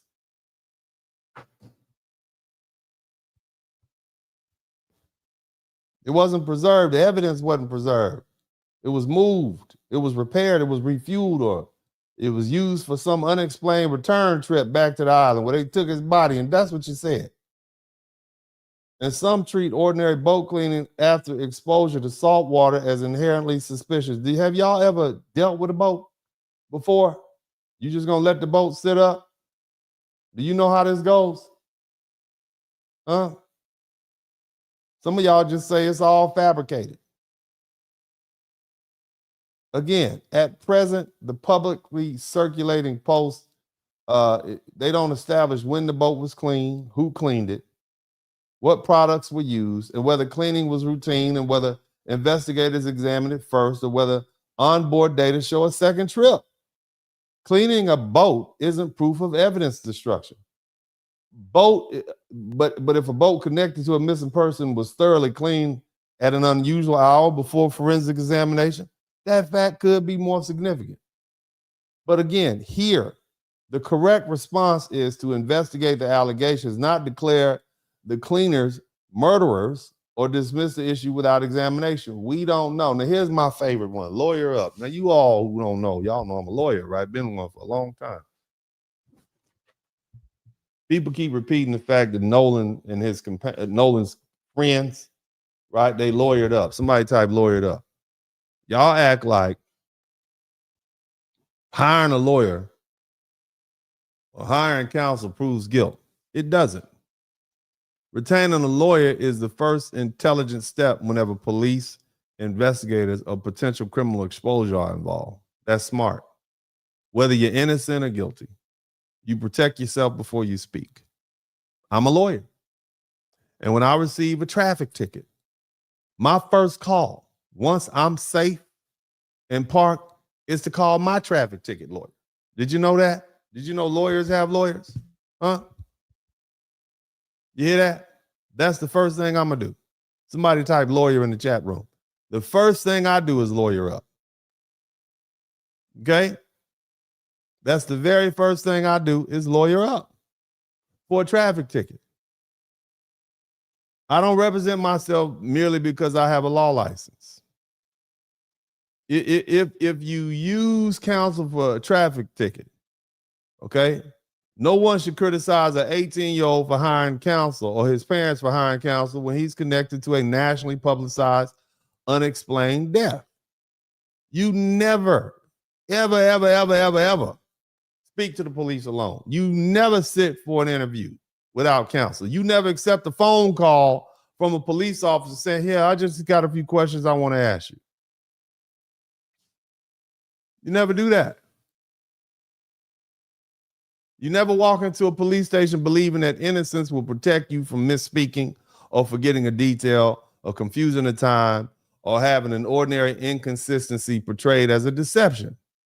Because see, once you make that statement, it will be compared with phone records and videos and digital evidence and other witnesses for years. A lawyer doesn't automatically obstruct an investigation. Counsel preserves evidence, arranges interviews, communicates with investigators, protects constitutional rights, and prevents frightened young people from making avoidable mistakes. Cooperation and legal representation can occur at the same time. That's how intelligent people do things. That's how people who want to hold on to their things and maintain, you hire a lawyer. If you have a bleeding kidney, are you going to go to your neighbor? Are you going to operate it on yourself, or are you going to go to the doctor? Right? If the law is in your face, you call a lawyer. Let me help you out. If the law is in your face, who do you call? You call a lawyer. See how that works? That's simple. I can't get any simpler than that. People have saved themselves from much trouble by simply calling an attorney. Most of us charge by the hour, and we'll be more than happy to deal with that for you. You see? The fact that Nolan's companions have retained an attorney before his body was found proves nothing about what happened.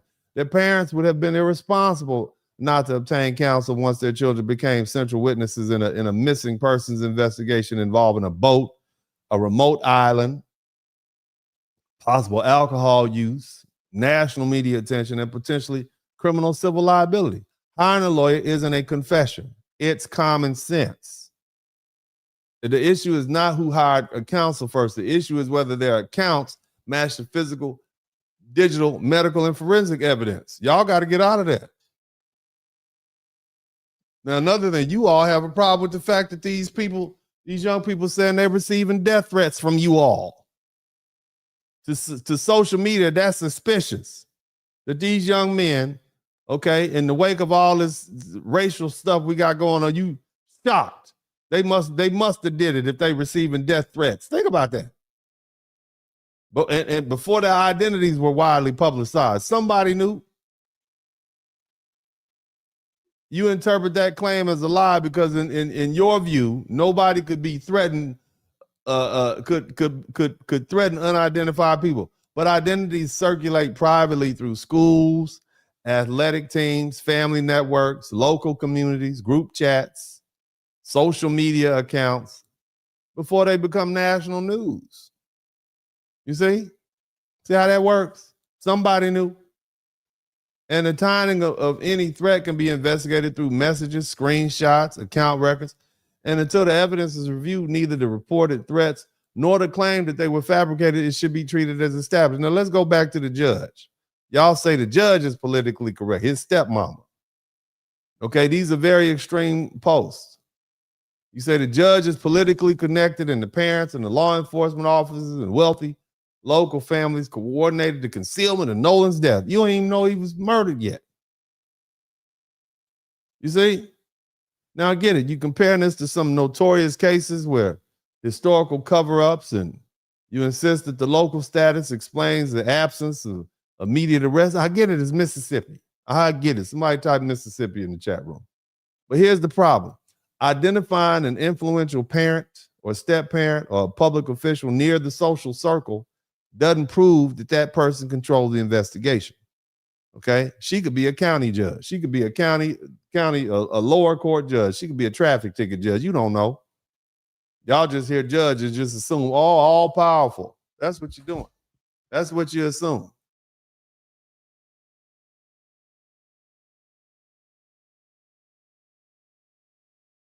Let me point something out to you. See, a cover-up requires evidence of specific conduct. It requires altered reports, suppressed records, intimidated witnesses, destroyed evidence, false statements, improper communications, or official interference.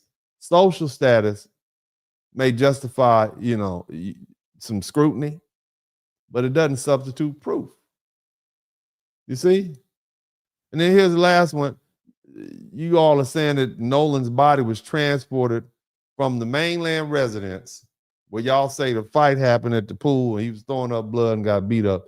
And he was taken back to Horn Island, right, to manufacture an appearance of drowning. That allegation will require a complicated chain of physical and digital evidence and a verified mainland sighting.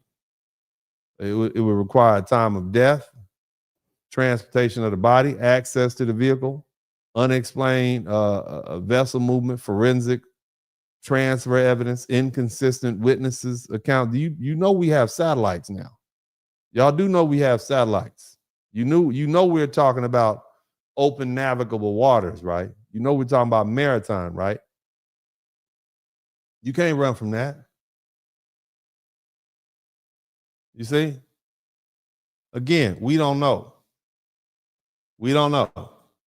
Now, on the flip side, people are saying, oh, he just obviously drowned. He was drunk and he drowned. You don't know that. We don't have a final toxicology autopsy report. Nothing's been released. People are saying he was a strong swimmer. How could he have drowned? He's an athlete. Y'all act like strong swimmers can't drown. Okay? Again, he's a strong swimmer. But you improperly leap from that general possibility to certainty about what happened in this particular case. Nobody knows. Some people insist that leaving phones and belongings on a boat is completely normal. Boating culture, and that's been my experience. All right. Ordinary practices explain certain conduct, but they don't eliminate the need to determine who possessed Nolan's property, why, was it separated from when he didn't return. All of that's true. Or none of it's true. And the truth may eventually reveal itself, but the internet finds you don't like we don't know. That's very difficult for you all to accept. Right? So it's doing what the internet does best. That's what you're doing. You're speculating. Now, somebody type now in the chat room. Somebody type now. Right in the mix. Right in the mix, in the thick of this right here that we got going, it's like chickens in a chicken coop, stepping in chicken shit and spreading it everywhere. You got a bunch of white people. I'm gonna call them white Negro whisperers. And these are white and non-black commentators who enter into this racially sensitive controversy, and they track the mess across the public conversation, and then they present themselves as courageous truth tellers, standing behind black people. Y'all love it. Somebody type now. Okay? See? In reality, many of them are opportunists who've discovered that black rage and racial suspicion and interracial conflict can be converted to clicks and influence donations and subscriptions and money. Okay? There's been a lot of that going on. And I won't talk about it because nobody else is going to talk about it. I'm going to talk about it because I don't care about your feelings. I told you. Don't come over here if you want me to play nice. I'm not going to play nice with you. I'm going to let you see some of these people. Let's listen to them. Y'all hit the #1 button and make sure you do what you got to do. Subscribe. Listen to this. Somebody type whisperer in the chat room. Negro whisperers.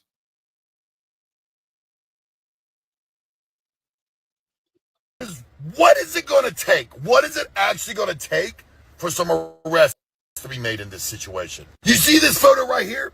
Allegedly, this photo was taken at the pool party after they all came back from the island. You know, something that really bothered me with this whole thing was, why was his fucking phone pinging off the island when his mom was trying to ping the phone? Why wasn't it somewhere on the island so he could be found quicker? The reason is because they had the fucking phone.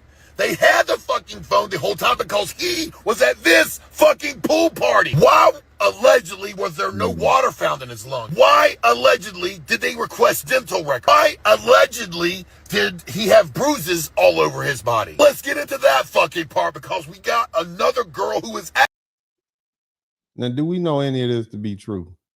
Do we know any of this to be true? Okay, somebody type white ally in the chat room. Somebody type Negro whisperer in the chat room. Don't type that in the chat room. But again, okay? Is his purpose to investigate or is his purpose to invoke black rage, okay, and interracial conflict? and try to get some clicks and views. I'm just asking. You tell me. I don't know. Party who has written out a witness statement saying she was there and this is what happened. Bro, Nolan didn't get into a fight at the island. I was our other friend, No Wyatt, did get into an altercation right after that. Not even 10 minutes later, because Wyatt took his phone. And Wyatt and Evan were trying to be hard, so Nolan was definitely screaming, "Give my fucking phone back, N-word. What's wrong with you?" So they all calm down, and that's when they all head to Evan's house. Now, sir, you didn't have to say the N-word. We know you. We know you've let it out before. Okay, it's okay. It's okay. You're amongst comrades and friends. Okay, but he said N-word, right? He talking to y'all. He talking to you black people. All you black people. He's talking to you. He's trying to get you.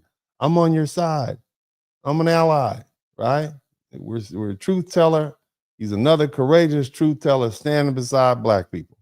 That's what we see, right? That's because he was throwing a pool party. So yeah, No came to the party, and yes, we were all drinking, but Juan and Evan and Morgan and Andrew got really high, and I think they were trying to get Lucy and Natalia to try something as well. But yes, they got into it again at the pool party, which didn't end till almost 1 a.m.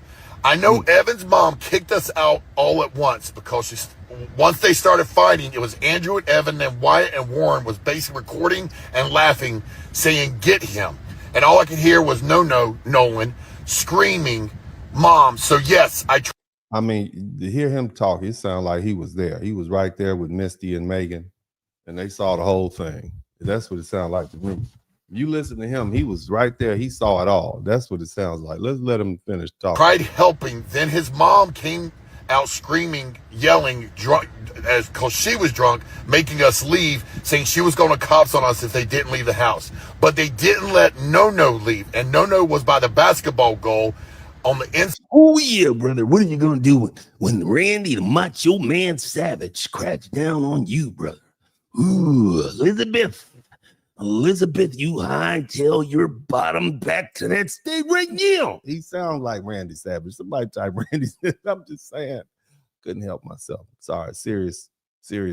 Let's get back to serious. But he does sound like Macho Man Randy Savage. Brought me back to the 80s. Out of the pool when he was leaning over because he was gasping for air and spitting up blood. But I've called No's mom and she knows now. I just got off the phone with her. What exactly is it going to take? We now have a photo of him at the party after the beach incident. Witnesses, multiple witnesses. We don't have a photo, sir. Randy, we do not have a photo, sir. We don't. Okay, we don't. We have a photo that has appeared online. It's a black boy. Okay, but y'all say, we all look alike. Y'all say that. I mean, I'm not you, okay? But it's a photo online, and we don't know when it was taken. We don't know, sir. Okay. All right. Somebody type white whisperer in the chat room. This performance is for black people. Okay. Let's move. He's not the only one. There's more. All right. Somebody type white whisperer in the chat room. He's not the only one. I'm just saying, is this authentic? Is this authentic? These are the questions that you have to ask yourself. Is this authentic? Okay, I don't know. Let's keep going. Let's keep listening.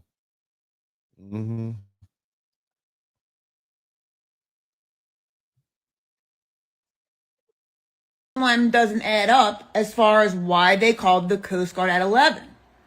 So what I was thinking was that the party might have ended at 1, and those boys might have left and dipped and then came back. They might have, I don't know. The thing about them not letting Nolan leave, I didn't understand that. I was very confused. Who didn't let Nolan leave? The mom kicked y'all out, but then wouldn't let Nolan leave? Why? That didn't make any sense. I didn't understand that at all. Obviously, the person is not very good at English because you saw the way they were writing. But the Coast Guard called. Are you that good at English, my friend? I'm just asking. Are you that good at English? Because I'm not sure. Let's keep listening. Is the thing we need to investigate the most right now. Who called the Coast Guard? I need to talk to that Coast Guard person immediately. Because how the fuck did you forget and then remember? could have went dumped the body. You need to talk to the Coast Guard. What about the district attorney? Why do you need to talk to the Coast Guard? Why is this your business? Okay, or are you just channeling what black people are thinking because you want clicks and likes and views? Somebody type white whisperer in the chat room. Come on, somebody type Negro whisperer in the chat room. Body called the Coast Guard, went back to the party. I'm just saying, it seems like there's a lot of people who may or may not be sincere in their earnest concern for the truth surrounding Nolan Wells' death, but they have realized that they can make a significant amount of dollars and cents co-signing with black people at this tumultuous time, humbly speaking. Wells' case lies 100% in the cyber forensics of the case.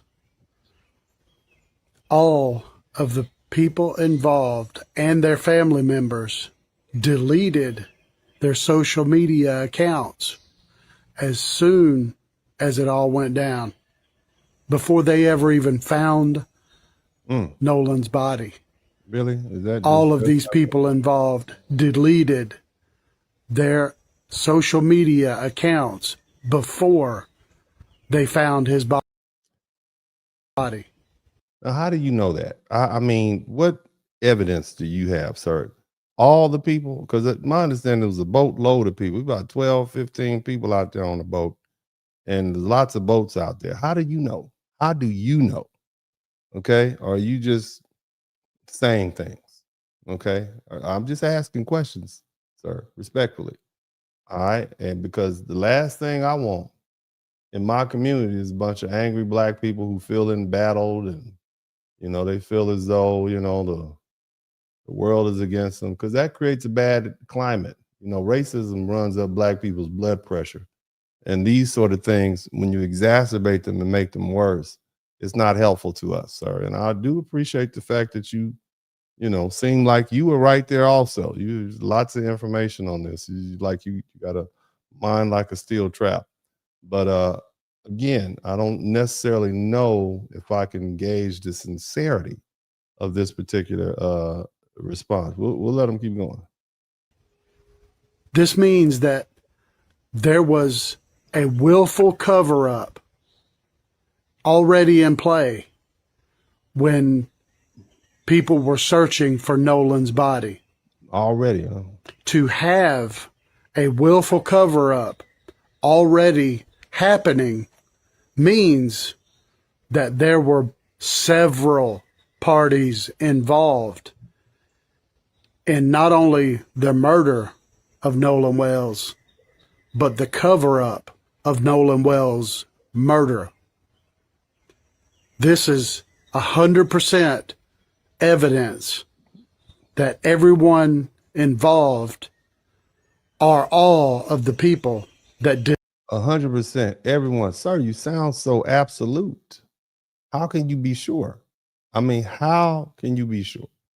Because I get it. Black people want white people to validate their opinion. Y'all are saying, see, even one of their own agrees with us, right? Even one of their own agrees. I mean, this is a confession. You treating it like a confession because a white man said it. And this goes against the white people's interests. It proves our point. That's what you're saying. Okay? And they know that. Somebody type running game in the chat room. You remember, Uncle D is from the hood. Okay? I grew up around a lot of street people and hustlers. Okay? I played a lot of dominoes as a youth. And I can recognize people's game a mile away. And, I'm going to let them, I'm going to move on to the next one. We have so many of these white whisperers who basically, these white non-black commenters, they enter into these racially sensitive, controversial topics, and they present themselves as these courageous truth tellers, standing behind black people. In reality, they're just opportunists who discovered that black rage and racial suspicion and interracial racial conflict can be converted to influence and likes and views, etc. Okay, that's you know, their purpose is not to investigate. Their purpose is not to clarify. Their purpose is not to give a disciplined, responsible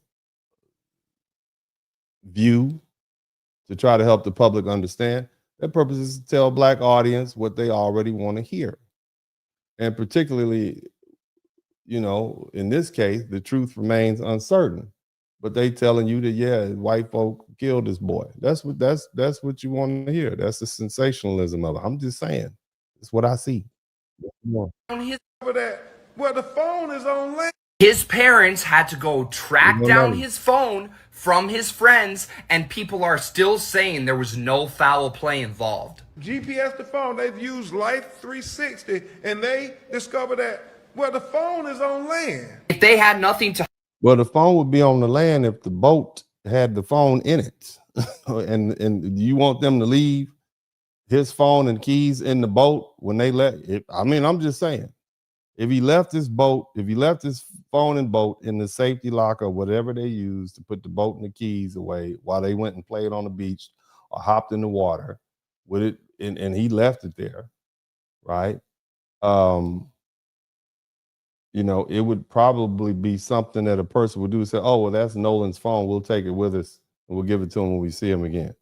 Makes sense to me. I mean, I don't know. I'm only asking, is there any other alternative other than this young man was beaten to death by his racist friends who tricked him to come out to Horn Island? Is there any other alternative? I don't know. We don't know. There's not enough evidence to know. But what I do know is there are a lot of people capitalizing on this racial turmoil, and I'm gonna throw this ice cold bucket of water on it and calm y'all down. You might not like me for it, okay? Oh, Uncle D sold out. I don't care. I'm gonna do it anyway. Calm down. Calm down. Then how come they didn't just give his parents his phone? His parents had to go out and seek the phone. They wanted his parents to think that he was still on the island. But how come you didn't tell him that he left his phone on the boat? Did you forget that? Shit isn't adding up. People need to be mad about this. I'm still mad about it, and I'm still not going to stop talking about it. Are you really because mad? More people. Are you really mad, Red? I'm just asking. Are you really mad? Or are you feigning that you're mad because you're trying to get an emotional response out of your viewers, specifically Black viewers? Because this is not for white audiences. This is not you. Okay, this is not you. This is not for white audiences. We know who this is for.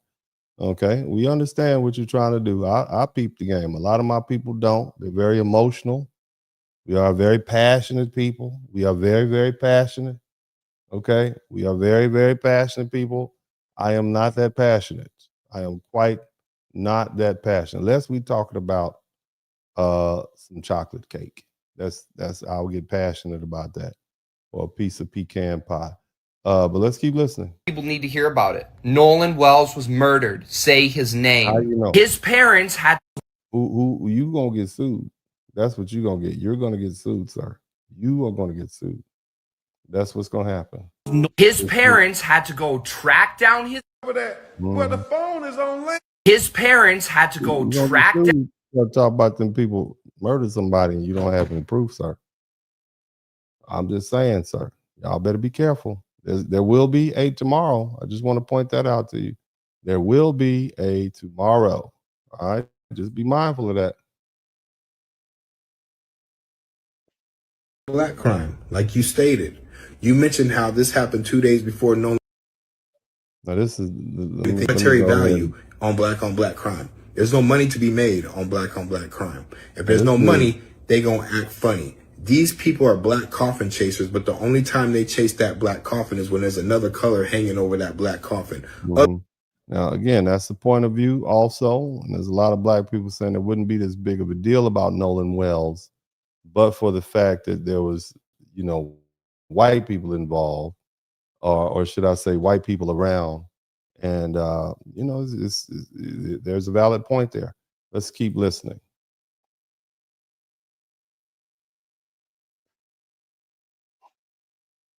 out to go out on a boat with a bunch of your friends where your frontal lobe hasn't developed to the point of knowing that when four of you go, He's not white.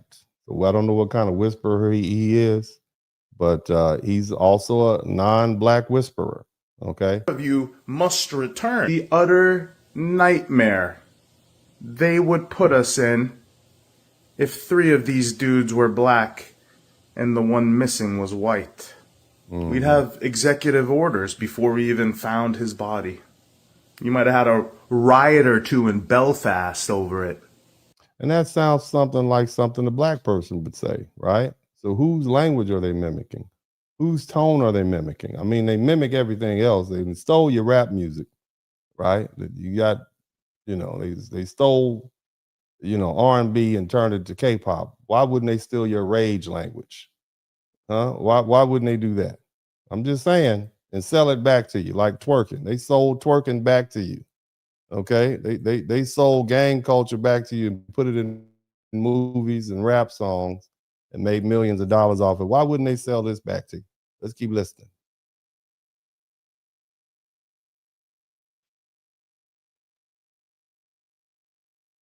Kids, and then someone else in the comments said that grown-ass man has USA shaved into his chest, which is corny as hell, but it definitely shows that it's the 4th or the 5th, and it's not the 4th. They were elsewhere. I mean, he wouldn't have USA just unless he walks around all the time with USA shaved into his chest. I think that's sort of celebratory. What if he did? What if this is a picture from earlier that day or the day before, something like that? Have we contemplated that, sir? Just respectfully, sir. I'm just saying, Mr. Whisperer. Somebody type whisperer in the chat room. The other thing is, why does this kid look so scared, man? Like, that dude looks terrified. He's all hugged up. How do you know it's him? How do you know that that's him? Okay? How do you know? Y'all think we all look alike anyway. How do you know that that's him? To you, I look like him. Okay? You don't know. That picture does not tell me who he is. It doesn't do that, sir. Okay? But again, the conspiracy behind him, holding him. Like, that looks... Are you... Blink if you're in danger. And the whole... Blink if you're in danger. The whole dynamic of this pool scene just looks weird to me, but it's... Sometimes... When you know something happened, you start looking too hard for things. So I try not to do that, but I do think it's weird that a grown man with USA shaved in his chest is in the pool with a bunch of kids, and this kid right beside him looks absolutely terrified. Everybody just looks terrified, right? Everybody's scared and terrible. They look like they've been drinking. Look like they are having fun, and looks like a pool party to me, sir. That's what it looks like to me. But who am I to mess up the conspiracy theories? Don't want to do that. Let's keep listening.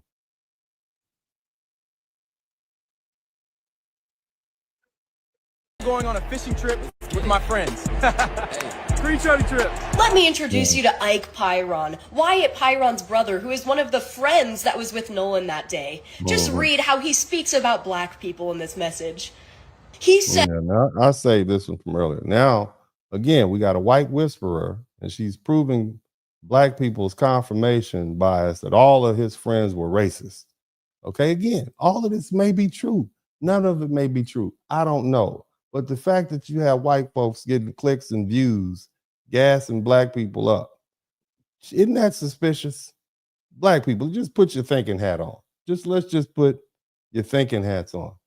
I mean, the fact that you're helping folk make money, gas you up, right? Does it sound familiar?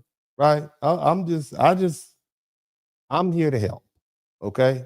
Somebody type sell out in the chat room. Uncle D done sold us out because he's pointing out that the white people are taking advantage of us by selling our rage back to us. Come on now. Let's type boule in the chat room. I need all that. Come on now. Don't run from it. Come on now. Give it to me. You mad because I'm pointing out the obvious. Don't you think this is suspicious? Does this just throw up your radar a little bit? I'm going to let her finish. Go ahead. Said worthless blacks. Oh, but it's not racially motivated? Let's see what Warren's mommy's up to then. She's got a flag in the background that might be dinging some alarms in your head, doesn't it? Yeah.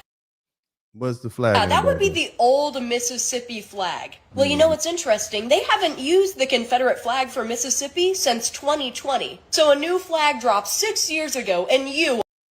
Are you saying because the judge took a photograph 6 years ago with the official Mississippi flag, that's suspicious? Well, it was the official Mississippi flag at the time. Maybe she hadn't. Is there another explanation? Maybe she hadn't updated the photograph. I don't know. I'm just saying. Again, didn't you say somebody told me that Nolan's mom was friends with this lady? I'm just asking questions. I'm just here to ask questions. You all tell me, right? But you got some of the spearhead people on the racial conspiracy, this racial killers, white people leading the charge. Oh, this is racial.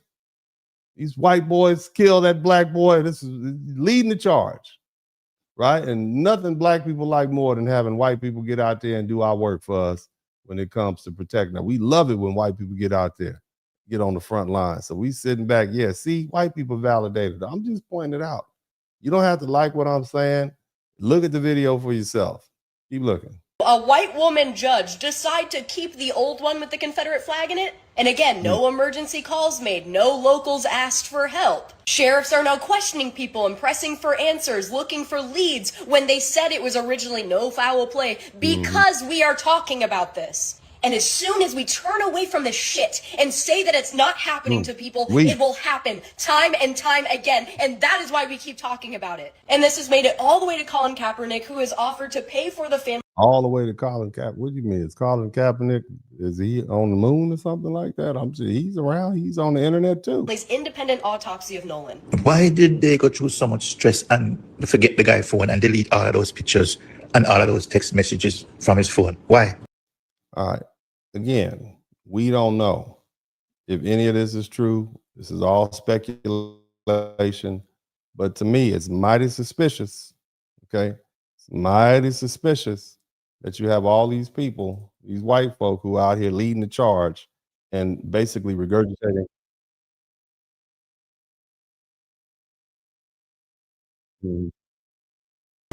Posted this picture at 3:47 p.m. with the pool picture. And then this pool picture was removed from his Instagram post. You can see in threads here he added. Now, I had one of my London viewers who pointed out that her time, 1947, is actually 3:47 p.m. on July 5th, Sunday, in Mississippi.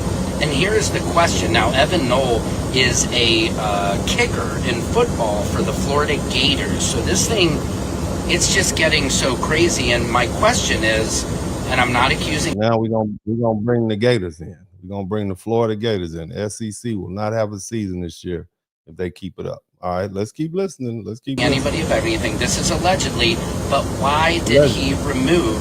Allegedly is not gonna save you, sir.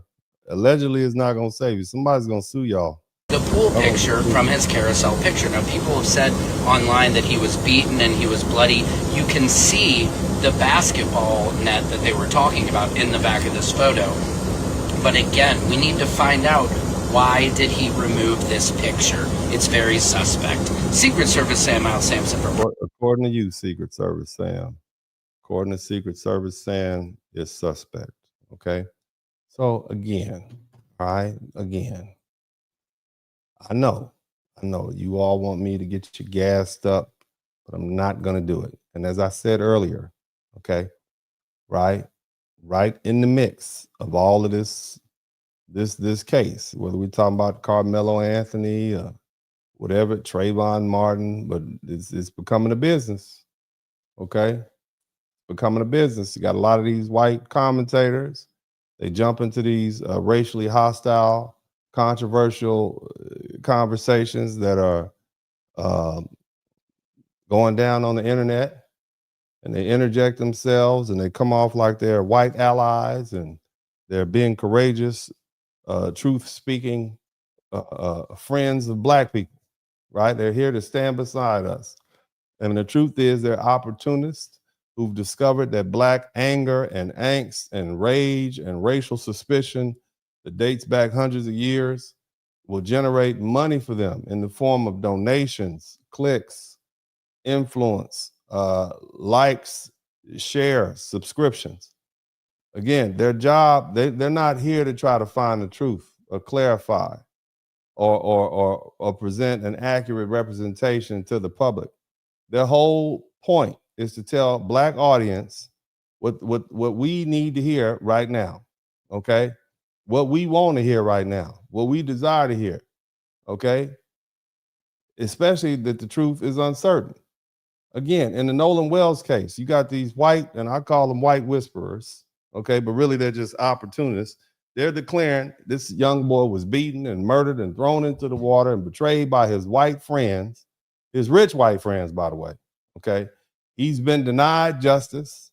There's a coordinated white law enforcement cover-up. White people are saying this, okay? And again, those are serious factual accusations, and yet publicly available evidence hadn't established any of that. The intellectually responsible position is neither denying these accusations, okay, or supporting them, right? It's disciplined uncertainty, but disciplined uncertainty performs poorly online.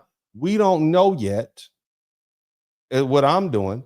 It doesn't generate emotional reactions produced by they killed that Black boy, okay? That's not gonna get you clicks and likes. And they kill that Black boy and the entire town is covering up, it's gonna get you clicks and likes because controversy attracts attention. Fear keeps people watching and anger produces comments and shares. Racial tension creates repeat customers. See? And in the modern attention economy, certainty is more profitable than caution, and racial certainty is among the most marketable products available. The evidence confirms that sensational or sensationalizing, or it isn't merely an accusation against modern media, it's a measurable business strategy. Researchers have analyzed approximately 105,000 headline variations, 370 million impressions, and 5.7 million clicks found that adding just one negative word to an average length headline increased its clicks by a rate of about 2.3%. You see? While adding a positive word reduced it by 1%. And the facts of the underlying story didn't have to change. Think about that. If I add a negative word, I get more likes. If I add a positive word, I lose likes. So merely making a headline sound darker or more dirty, shout out to old wise one, made more people hit the like button, click the button. You know, the sharing economy is even more rewarding to outraged merchants, which is what these people are. A proceedings of the National Academy of Science study found that every additional moral, emotional word increased the spread of social media messages by approximately 20%. There's another PNAS study found that each reference to a political outgroup increased the odds that a post would be shared 67%. And the outgroup effect was substantially stronger than ordinary negative or emotional language. In plain English, what that means is attacking them, the other race, the other political party, the other community, or the other tribe is excellent for engagement. You understand what I'm saying? And see, false information, shout out to Stanley Cabinet. False information also possesses a competitive advantage. A major science study found that false stories, a lie, reach 1,500 people approximately 6 times faster than the truth. Because human beings, you know, they're not, they like to spread them. Okay. More recent research found that information tends to provoke more outrage, and that outrage increases the likelihood that people will share material, sometimes without first reading it and carefully enough to, they not even going to evaluate. They just share it because they like it. They like it. It makes them angry, makes them outraged, makes them whatever. And so the person who comes online and says, we don't know how Nolan Wells died, like I'm doing right now, let's wait for the autopsy and the digital evidence and the complete timeline, that person's operating in a commercial disadvantage. The person who announces his white friends murdered him and dumped him in the water in Mississippi and the police are covering it up, right?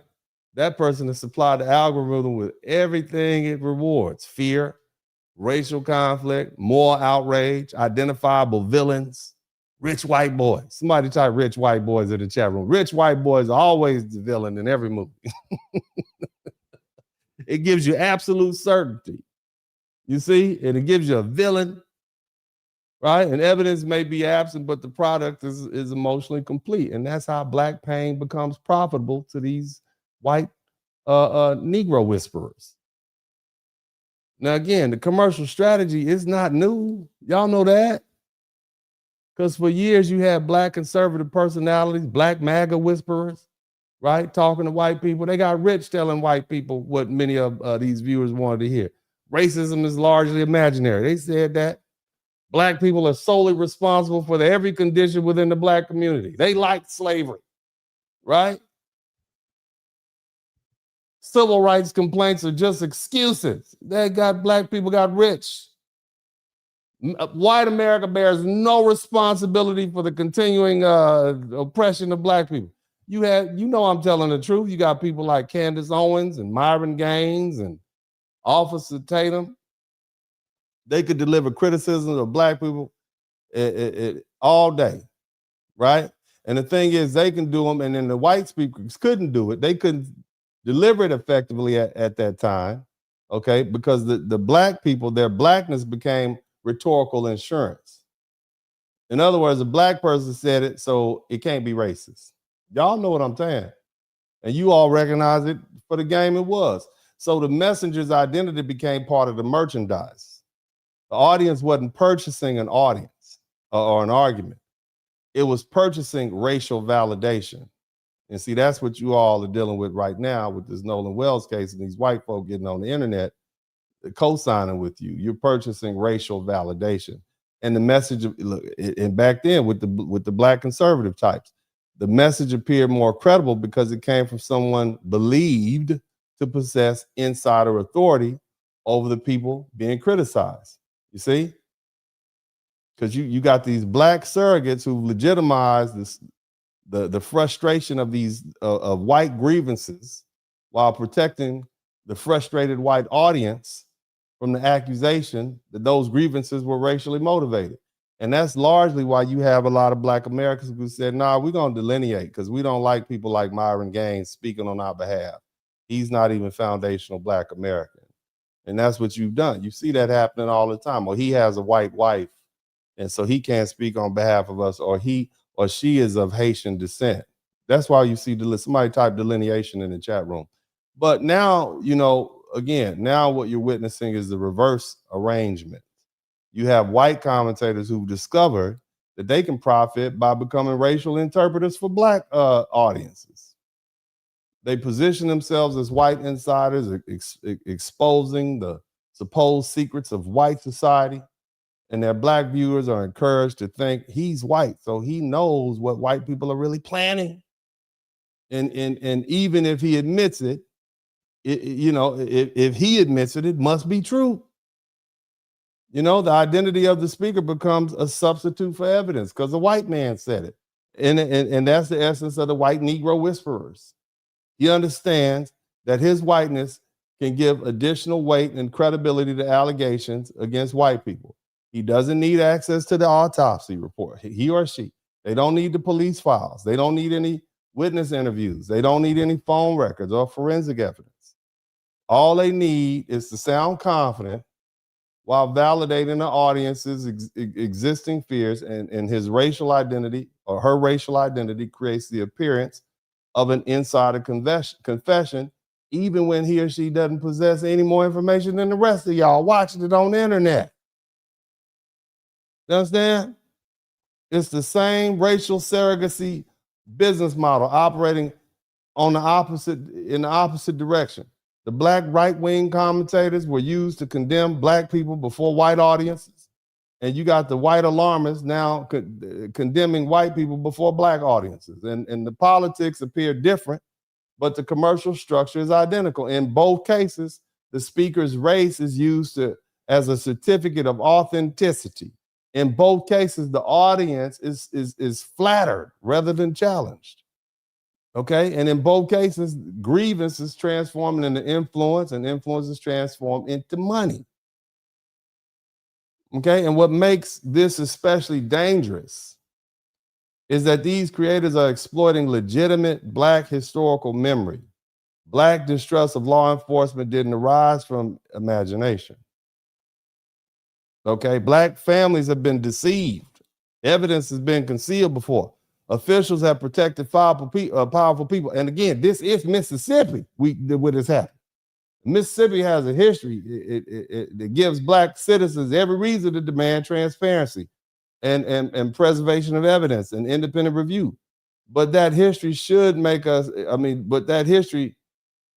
should make us more rigorous, not more gullible. You see the difference? A community that has truly been lied to in the past can't afford to believe every new allegation merely because it resembles an earlier injustice. Look, man, racism, I'm not one of these people that's going to get on here and lie to you. Racism exists in America.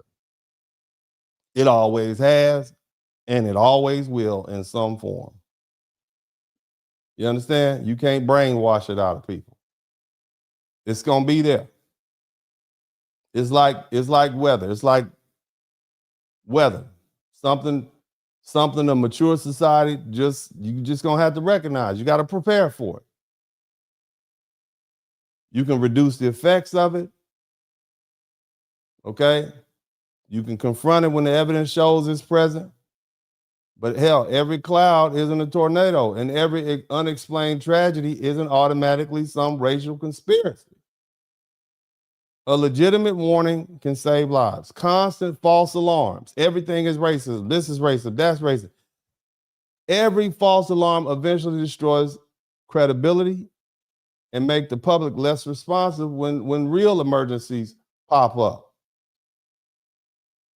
And see, that's why racial escalation without evidence is so irresponsible.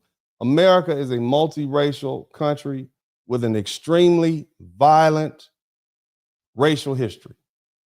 So recklessly declaring that white teenagers murdered their black teenage friend and the white police officers join in on a conspiracy and the whole damn entire community is protecting white killers can endanger innocent people and contaminate witnesses, intensify racial hostility, and undermine a legitimate investigation. Look, family, attaching the phrase justice for Nolan to an accusation doesn't make the accusation responsible or true.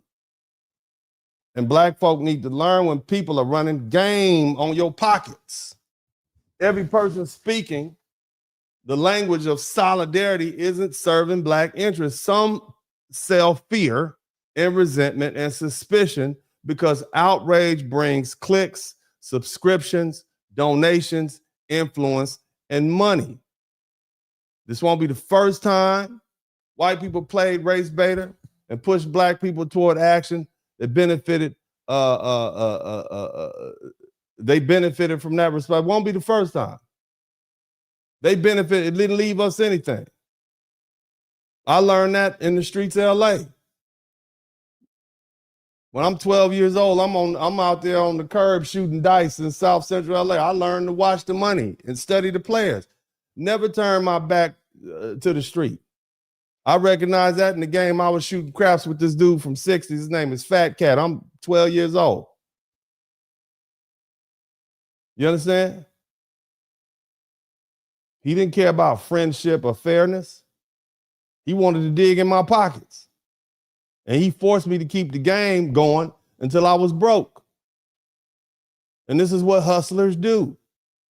They make their objective look like your opportunity. That's what they do.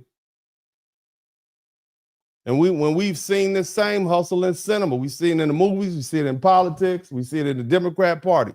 Black pain promoted, black anger mobilized, black loyalty demanded, while others collect the profit, the position, and the power all day, every day. To this day, we're encouraged to react first and ask later who benefited. You understand? This is what I'm trying to give y'all the game, baby. Now, let me say this. After all these live streams, all this is over. You understand? I want you to listen. The advertising revenue clears and the content creators move to the next tragedy. Black and white Americans are still going to have to live in the same country together. Our children are going to have to attend school together and play on the same teams and against each other.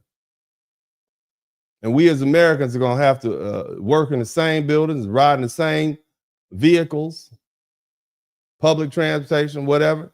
We're going to have to use the same highways and streets. Y'all are going to have to park in the same Walmart parking lot. And y'all know how dangerous that is. We're going to have to depend on each other for emergencies. And the people who monetize this racial conflict won't be present to repair the mistrust they help manufacture. Even a complete debunking won't remove the damage and the continued influence of this misinformation. And it's going to continue shaping people's reasons after it has been corrected. Even I don't know what's going to happen. But see, what you need to understand is repetition creates an illusory truth. What that means is the claim begins to feel more believable solely because it's been encountered repeatedly. You see the same thing over and over again, constantly. Even if the investigation ultimately establishes that Nolan drowned accidentally and there was no racial violence or criminal conspiracy occurred, you're going to still have people who are permanently going to retain the first emotional version that the black boy was murdered by his white friends. You see, and black parents are going to become reluctant to allow their children to socialize or travel with white folk or go to their schools or whatever. White parents are going to start viewing black people with scrutiny as proof that their children can be publicly branded as racists and murderers before an investigation is complete. There was a national study of television coverage that found that 69% of black-focused news stories concerned crime, compared with only 28% of white-focused stories. And experimental research on local television news has also found that racialized crime coverage can activate stereotypes and influence attitudes about crime, punishment, and race. What you're seeing all the time influences your perception of race. You might not have ever experienced it. Again, that doesn't mean viewers,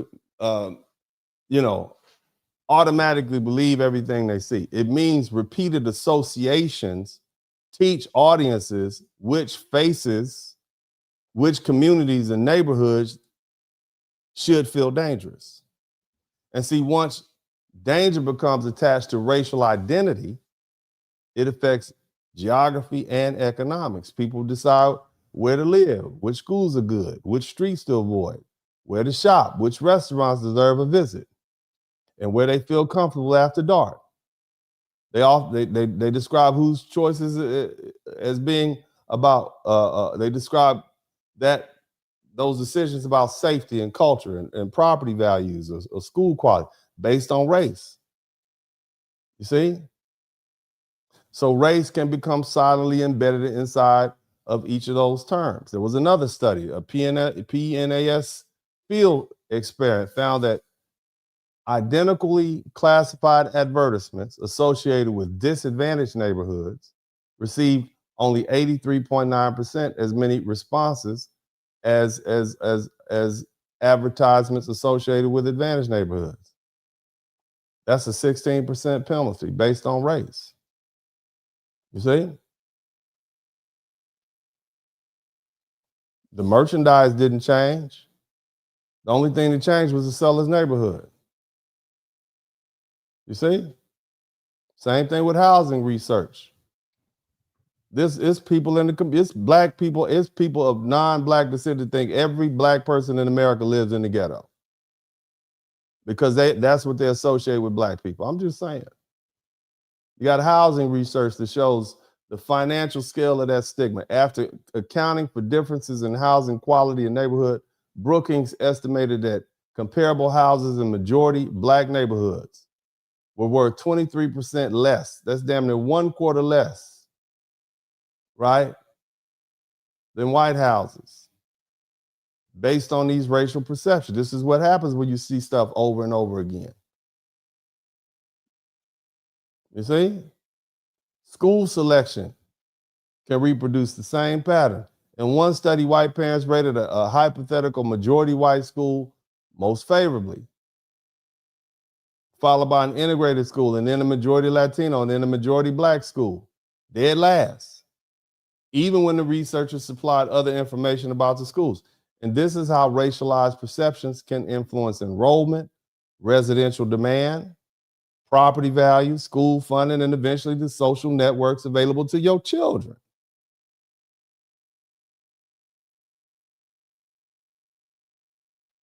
Again, no single video about Nolan Wells is going to independently determine these national housing prices and school enrollment or restaurant revenue. Okay? The point is cumulative.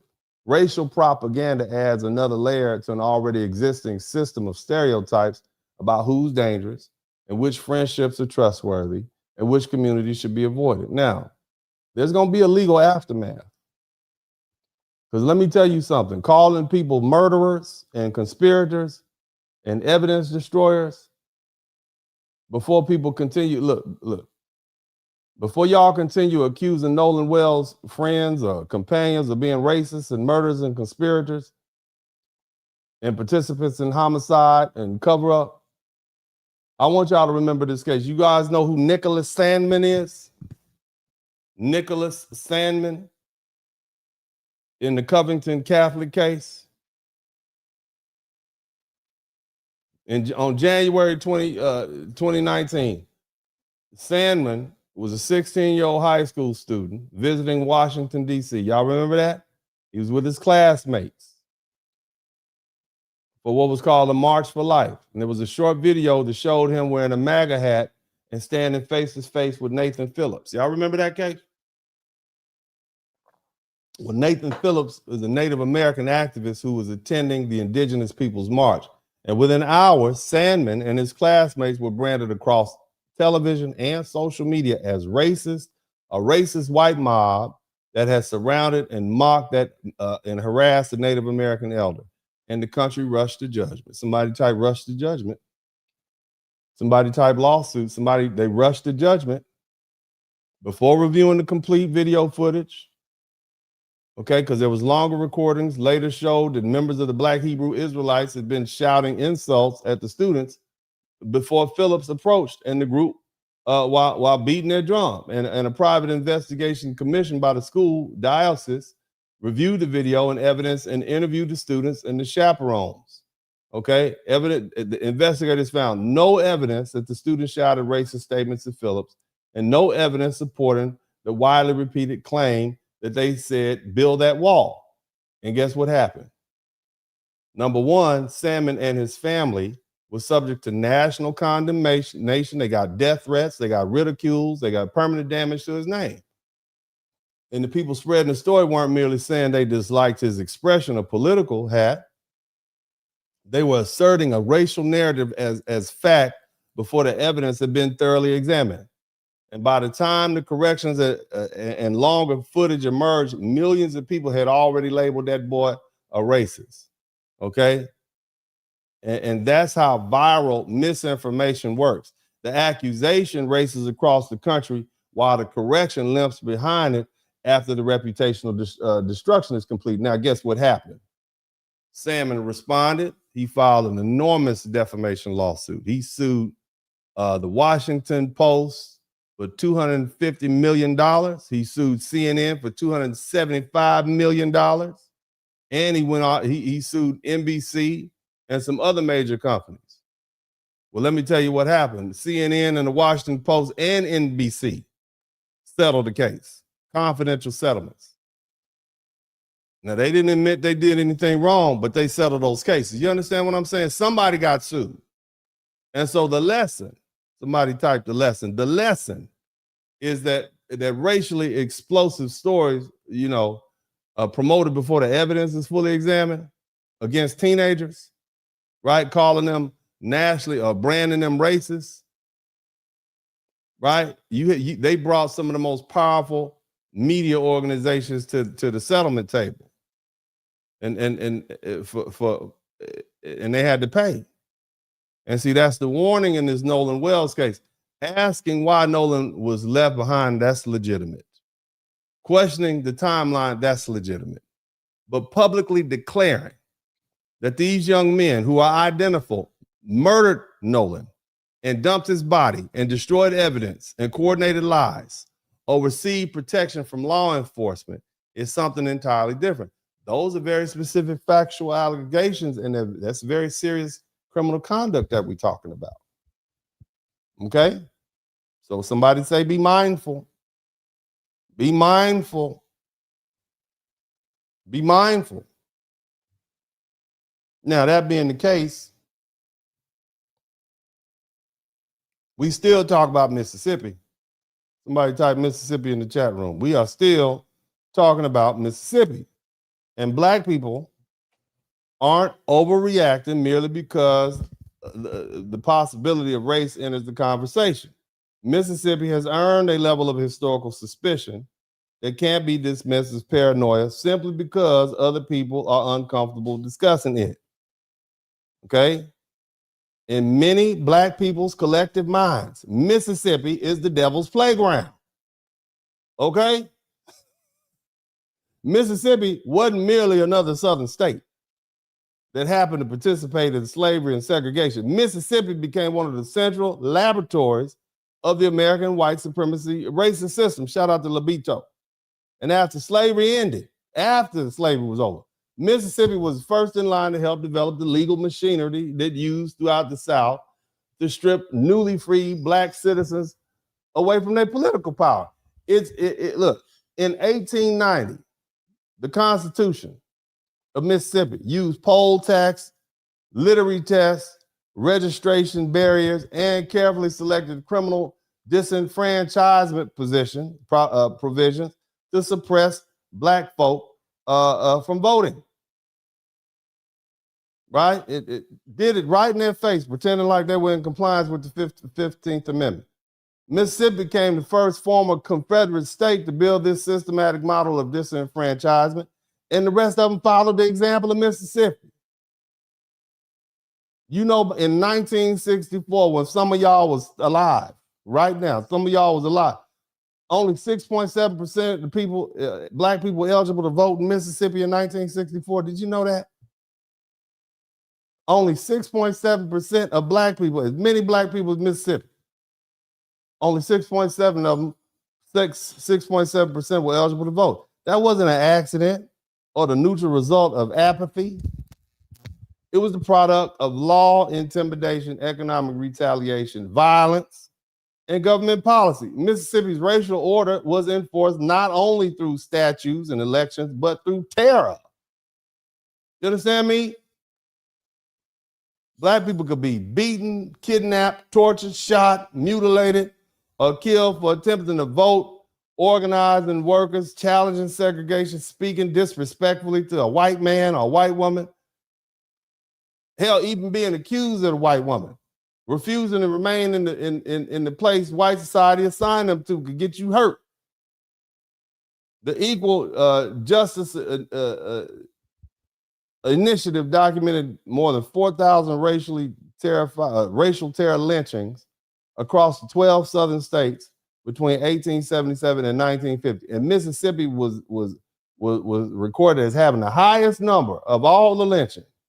And these were not merely secret crimes committed by isolated extremists in the darkness. Many were public acts of social control. It was like a barbecue.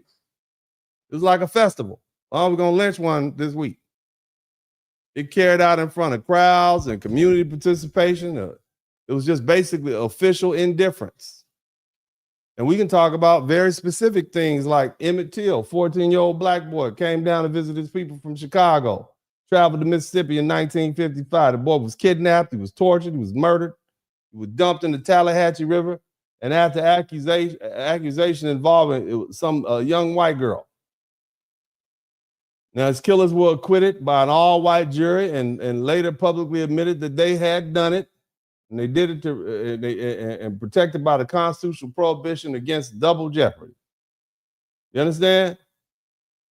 So when black parents hear that a young black man disappeared from his white companions, as the case with Nolan Wells, and it was later recovered from water, they don't need anyone to tell them the history doesn't automatically prove murder. We know that.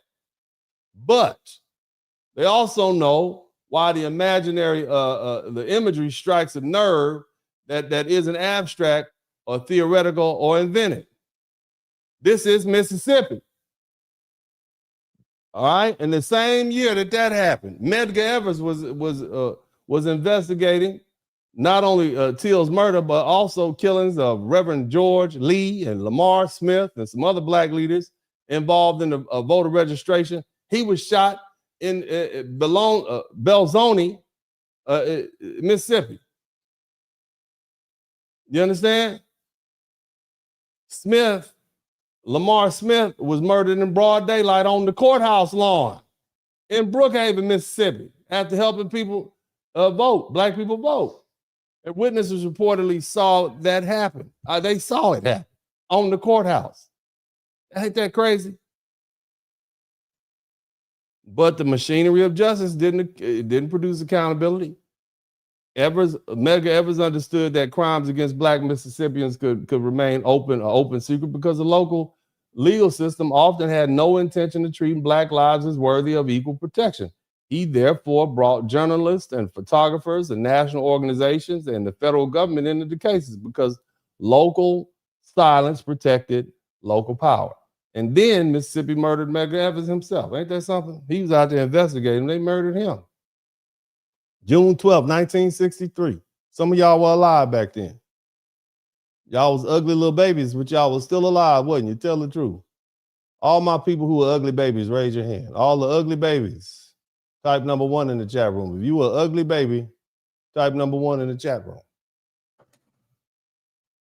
You were alive back then in 1963. This man was shot in the back outside his house in Jackson, Mississippi.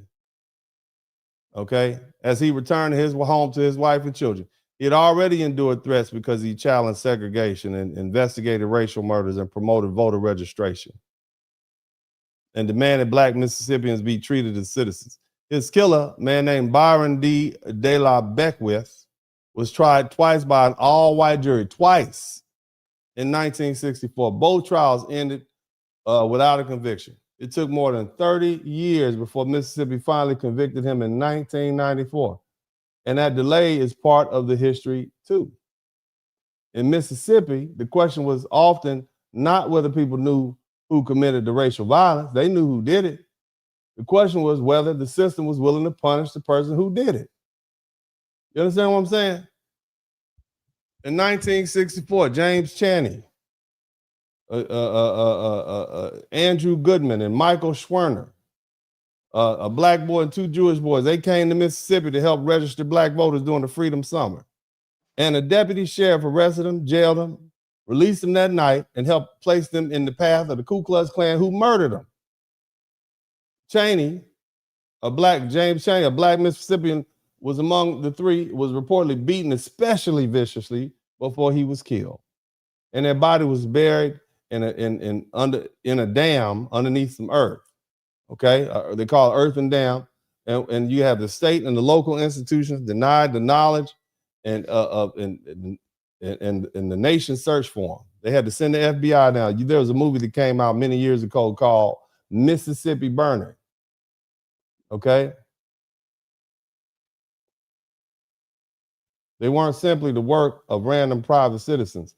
Law enforcement participated. It was part of the conspiracy. That's why black people don't always accept the phase law enforcement is investigating.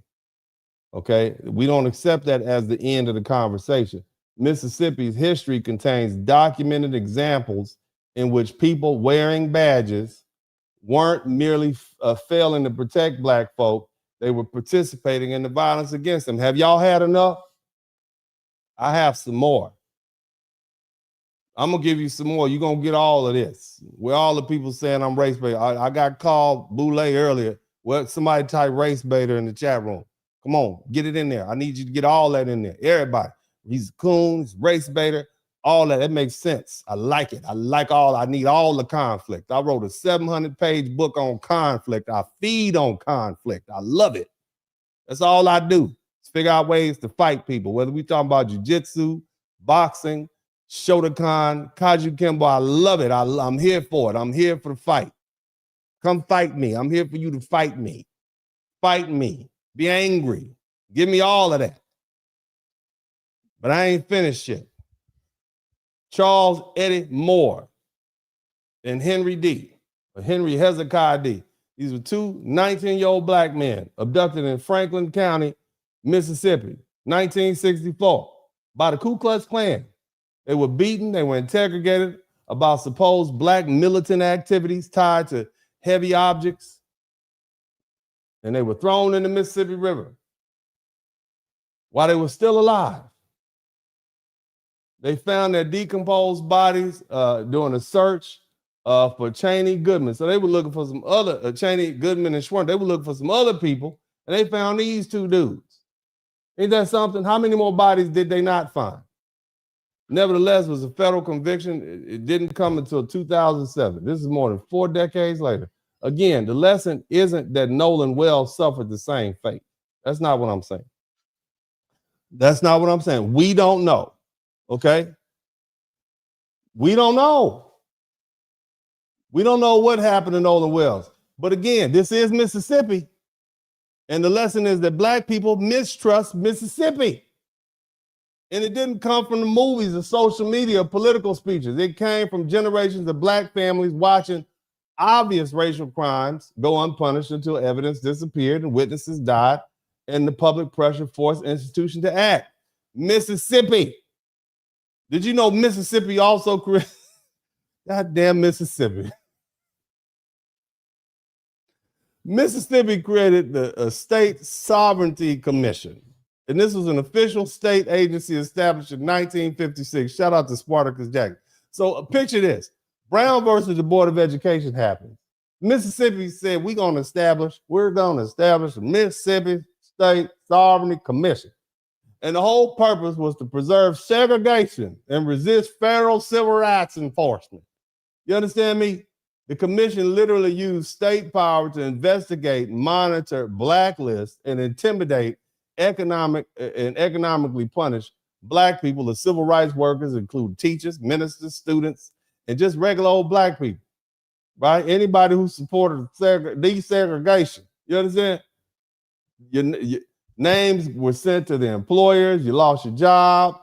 It was sent to school officials. Your kids got kicked out. You got sent to local authorities. And police is harassing you all the time.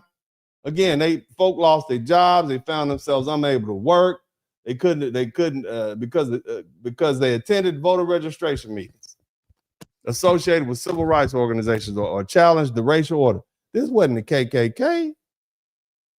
All right, this wasn't the KKK operating outside the government or anything. This was Mississippi's government using taxpayer money and official records to police black political activity.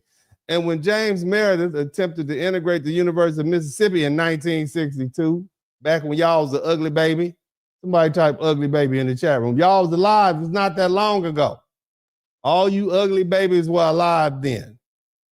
And guess what happened when you tried to integrate the University of Mississippi? They didn't just disagree with him. The state governor, Ross Barnett, openly resisted a federal court order. Federal court be damned. And a violent white mob of Mississippians descended on the campus. Federal marshals were attacked. I mean, they beat up the police. 2 people got killed. A whole bunch of marshals got beat up, including 28 who suffered gunshot wounds. They shot the marshals, man. These are some of these people's granddaddies. Well, anyway, James Mayer that he required federal protection around the clock simply to attend a state university supported by his tax dollars. And that's how deeply Mississippi institutions were committed to keeping one qualified black man out of a white school. I'm not finished. In Holmes County, Mississippi, when black children attempted to integrate a school in Tachula in 1965, the school was burned down twice. Black teachers and their families, they face threats, their employment, their safety, for everything, okay, for associating with civil rights workers. Mississippi's resistance to racial integration and equal rights was not limited to old men in robes riding around in horses in the middle of the night, okay, with crosses, burning crosses. They had they weren't limited to mobs and torches. It operated through school boards, sheriffs, judges, employees. Shout out to Lobito. Bankers, landowners, local newspaper, registrars, elected officials. It could deny a loan, terminate a job, refuse protection, manipulate a jury, suppress a vote, or simply look away when violence occurred. And then there's the flag. Somebody typed the flag. They made a big deal about this lady's flag. This is Mississippi. Somebody typed this in. I know I got some people in Mississippi. Be mad. I don't care. That's my ancient home state. That's where my people are from. Mississippi. I heard all the stories. All this is true. Now, this stuff I'm telling you can verify. Mississippi, you know, Mississippi adopted a state flag in 1894. The Confederate War had been over for 30 years. The flag they adopted was the Confederate battle emblem more than 30 years after the Civil War ended, during the same era in which the state was building Jim Crow and stripping black folk of their political power. We did pretty well in Mississippi after Reconstruction. We had people who participated in the Congress and all sorts of stuff. We had money, we had land. And Mississippi said, "No, we're gonna bring that Confederate flag," but they literally put it in the official flag. And it remained Mississippi remained the last state in America whose official flag incorporated the Confederate flag. It didn't require that flag. It didn't retire that flag until the 1960s after the murder of Medgar Evers, and it didn't retire after the Voting Rights Act. It didn't retire after Mississippi burning conviction. It didn't retire when black Mississippians repeatedly explained what that symbol represented to them. When do y'all think how long do y'all think Mississippi flew that flag in courthouses, schools, government offices, and public institutions? When do you think they gave it up? Come on, 5 points for whoever can get the right answer. When did they give up the Confederate flag? When did they give it up? How long ago you think they gave it up?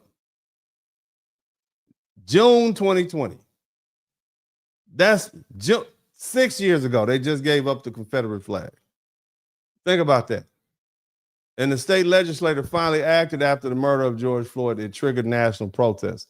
And only then, 126 years after adopting it, did Mississippi remove the Confederate emblem from its official flag. Think about what that means. You got black children in Mississippi in 2002. You could attend a public school and play sports and salute officials, enter courthouses, and interact with state institutions under a flag containing the emblem of the rebellion launched to preserve slavery, to keep your people enslaved. That child could turn 18 before Mississippi finally decided the symbol should no longer officially represent the state. So when people ask why black Mississippians and black people in general remain very sensitive about racial stuff that goes on in Mississippi, or racial symbolism, or institutional secrecy, and unexplained deaths, or claims that everyone should simply trust the process, you need to remember that Mississippi didn't remove the Confederate flag from the state flag until 6 years ago. Okay? I'm sorry. You need to remember that. Okay? Or 4 years ago. That's not ancient history. There's some high school students alive today who spent most of their childhood under that Confederate flag. You understand what I'm saying? Black people aren't overreaching when we hear about something happening in Mississippi, a possible racism raised in Mississippi involving a dead black teenager like Nolan Wells. We may ultimately be wrong about the facts, but historical memory isn't paranoia. Mississippi trained generations of black families to understand that official explanations could be incomplete, witnesses could remain silent, respected white families could close ranks, local authorities could protect reputations, and justice might not move until outsiders force it to move. So no, we shouldn't demand that black people ignore where this happened, who was present, who controlled the transportation, who returned with Nolan's property, who supplied the explanation, who didn't come home. The proper response isn't hysteria, it's heightened scrutiny though. It's independent verification and preservation of evidence and refusing to allow friendship and family influence and local status or institutional convenience to substitute for a complete reconstruction of the truth, because this is Mississippi. And Mississippi history gives black people every right to ask whether race affected, who's protected, and how aggressively the truth is pursued. And until every material question is answered, black people aren't wrong for keeping their eyes open. Now, to all my people in Mississippi in 2020, because I see the people in the chat room, Mississippi now in 2026 is not Mississippi in 1956. That must be acknowledged. But Mississippi's progress is far more recent or uneven and incomplete than many people want to admit. The 1950s racial separation wasn't merely a private preference. It was the law, the culture, and the organizing principle of Southern society. Black and white children attended separate schools. Black citizens were excluded from white public spaces. Interracial marriage was illegal. In 1957, there was a Gallup poll. Only 27% of Southerners approved of ending segregation on buses and trains and public waiting rooms. 64% disapproved. When Gallup first asked about black and white marriage in 1958, only 4% of white folk approved of it. And among white Southerners, the approval was 1%. That damn near the entire white Southern population. Now in 2021, Gallup found that 94% of Americans approved of black and white marriage, including 93% of white adults and 93% of Southerners. Black and white Mississippians now attend school together. They play sports together. They work together. They form friendships. They date. They marry. They raise children together. And the 2026 Gallup Brookings study found that 52% of Americans had dated someone of another race. Approximately 1/4 had a spouse or romantic partner of another race or ethnic background. And 1/3 of adults under 40 were in an interracial relationship. Okay? So there's been some interesting developments. Mississippi has changed. Mississippi hasn't changed so completely that race becomes irrational or inappropriate to consider when a black teenager dies under unexplained circumstances, but it has changed. Okay? Y'all still with me? Now, I have a couple more things to say, but I want to take the opportunity to read these super chats. We only have 8, I'm sorry. And I appreciate the time that you all took. You all are the real MVPs. We got a couple of cash apps. And I appreciate you guys don't owe me anything. As I say all the time, you don't owe me anything. I only ask that if you learn something, I should earn something. But again, if you learn something, I should earn something, but you all don't owe me a thing. I do this because I want to definitely try to do right and leave this place a better place than I found it. And it happens to be at this particular time, I want to bring some reason and rationale to some of this racial animosity that folk are trying to churn up, because that's not going to make any of our lives easier. Shout out to Patricia Hightower and shout out to Greg L. Thank you all so much for the cash apps. I appreciate you guys. You guys are awesome. Thank you so much. Also, Big J, he says, I don't know what nobody says. This was definitely a cover up. Plus, how did they just magically find the body in the spot that they already searched a few times? I don't know. But if the body ended up in a churning body of water, it could eventually make its way to shore. It might not have been there the day before. It might have moved. And if they went to check another day, it might be gone. That's how the tide works. I don't know, Big J. I don't have all the answers, and neither do these people on the internet. Okay? That's my whole point. What I suggest we all do is just sit back and scrutinize the investigation, but at least let it unfold. Let's start with an autopsy report. Let's see here. Torrin Jones, love visiting my family in Mississippi. Always a good time. Well, good for you. Good for you. Guess who ain't going to Mississippi? Torrin Jones. Me. I ain't going. But you can go over there if you want to. Rob 103 100 said Macho Man Randy Savage. That's right. Oh yeah. Old Wise 12237. Thank you for the $20. Also, Stanley Cabinets, thank you for the 2231. Thank you for the super chat. Need your history books, knowledge. Thank you, Lobito. Thank you so much. Also, 1963 was not long ago for folks talking about the past.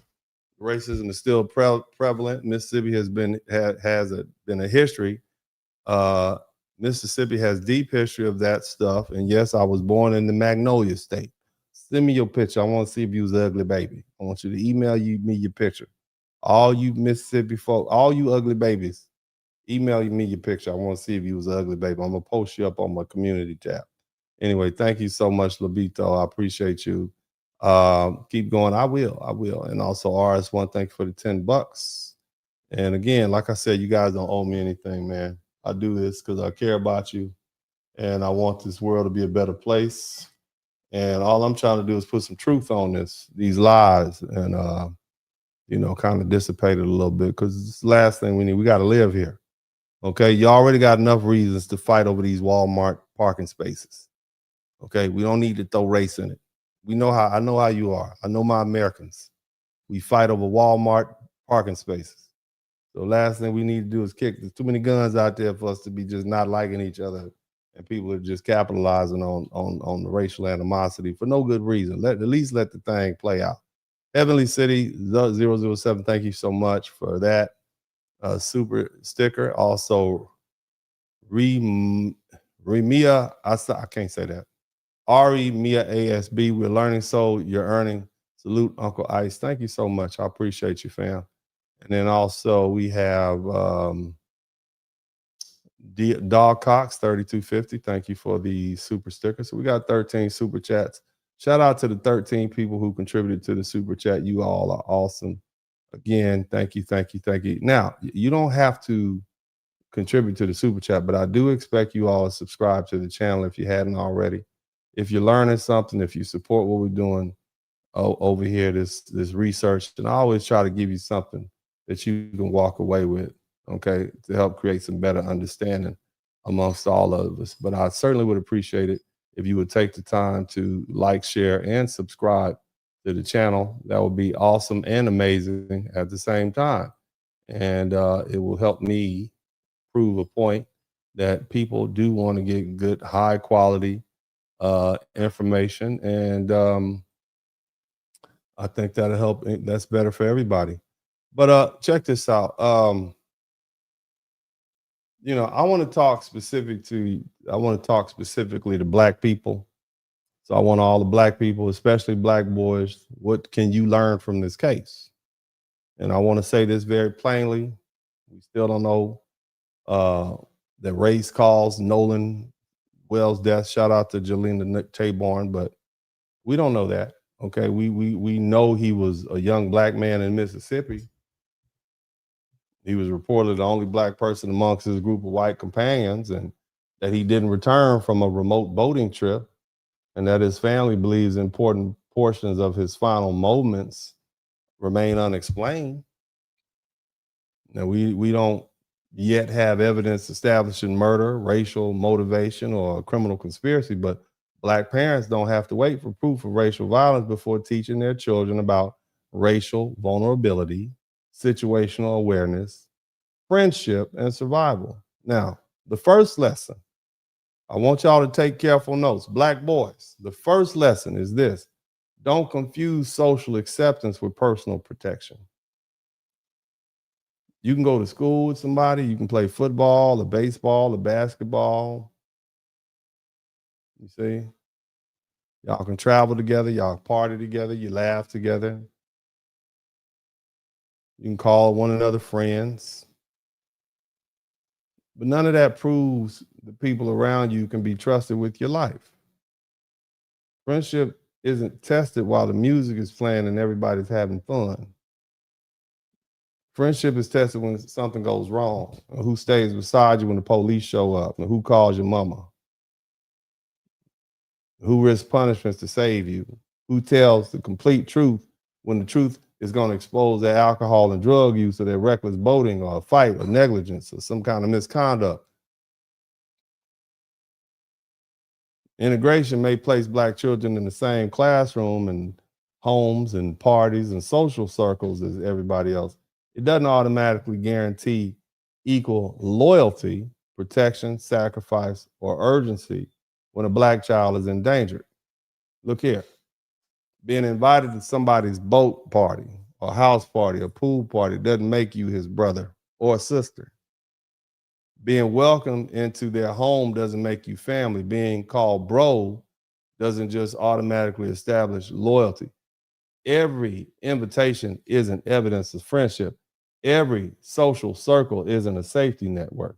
That doesn't mean black boys should avoid having non-black friends or avoid having white friends or presume that every white person or non-black person is dangerous. That would be irrational. It would be unfair. And would be contrary to my own life.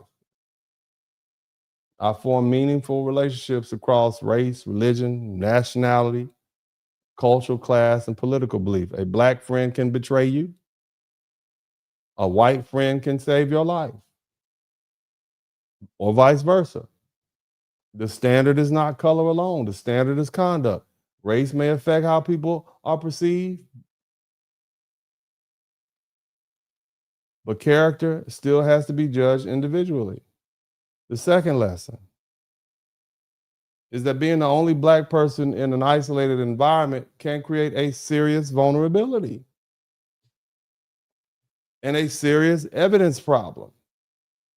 When you're the only black person on a boat, on an island or rural property or a hunting trip or a lake or a fraternity outing or a private party and something happens to your black behind, everybody who returns may share parents, lawyers, schools, neighborhoods, reputations, and common interest in protecting themselves and one another.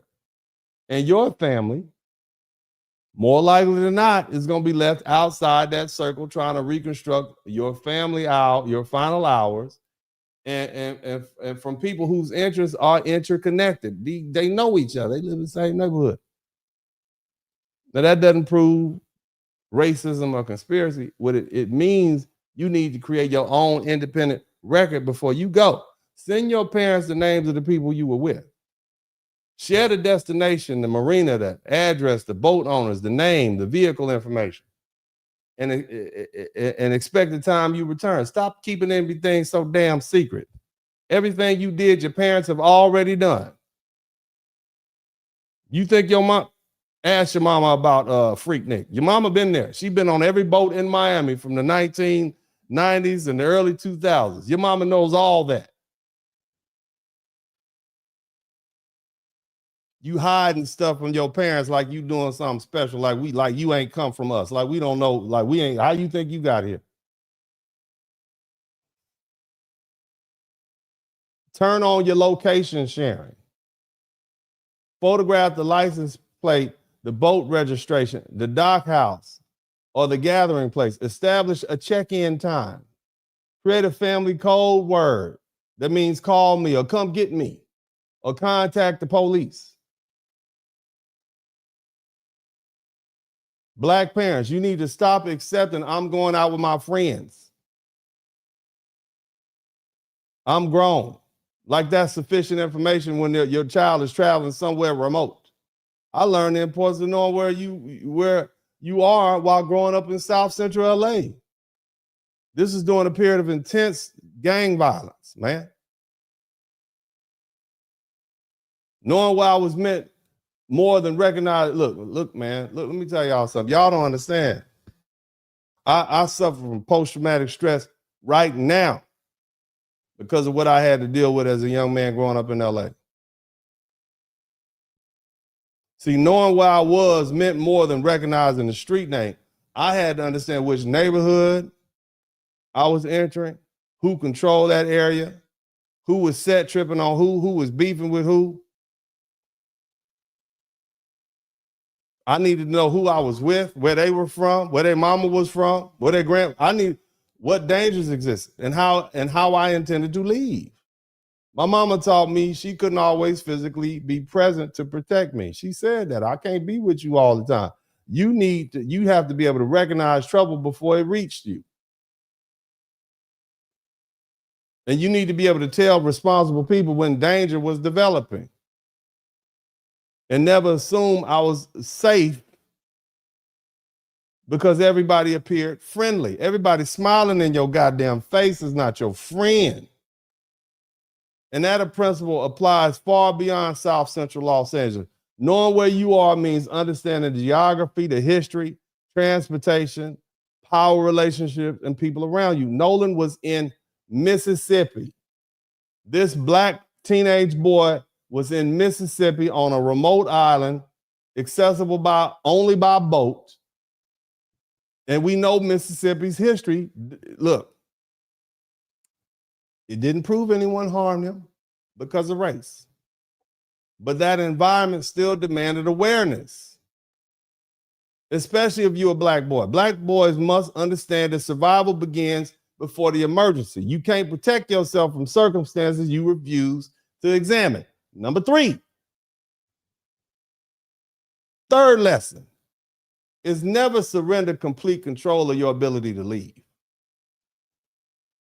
I just had a conversation with my son recently. I bought him this nice Mercedes Benz, and he go around, he got a little business going on, and he got some sort of website, construction website or something like that. I just told him, son, I bought you that nice car and your friend come pick you up. That does not seem safe to me because you've eliminated your ability to leave when you want to. You keep your, and again, just generally speaking, these are lessons I learned in the streets. You keep your telephone, ladies, gentlemen, black, white, whatever. You keep your telephone, your identification, your keys, your money, your medication, your emergency contact under your control. He should have took that plastic bag and them keys and put him in put in his own little plastic bag. I used to put mine in my shorts when I would go on those little excursions to the Caribbean. Now let me get my stuff. I'm gonna put it in my shorts. Get my little plastic bag with a little duct tape on it. You see what I'm saying? I'm gonna keep my stuff with me. If the water safety requires securing those belongings, know exactly who has them and how you're getting back to them. A phone with a weak service is still more useful than no phone at all. It may retain GPS data and reconnect later. You can still summon emergency assistance.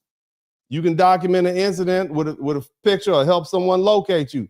Don't voluntarily remain on a damn island, boat, farm, lake house, or some unfamiliar property without your phone or a verified ride or someone who you trust knows your plan. In my book, I always teach, always keep your strong hand free. Y'all need to get my book. I'm trying to tell you, you drop it in ChatGPT, it'll give you every answer that I will give you. Isn't that something?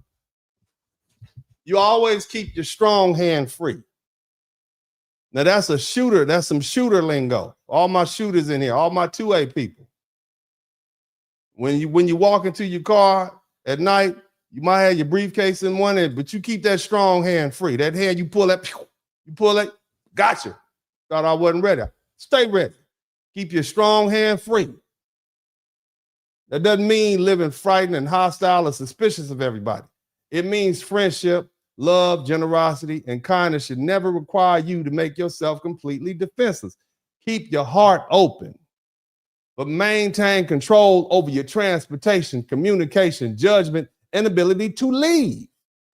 Don't place your entire safety and version of events in the hands of a group whose loyalty has never been tested. Fourth lesson to Black boys.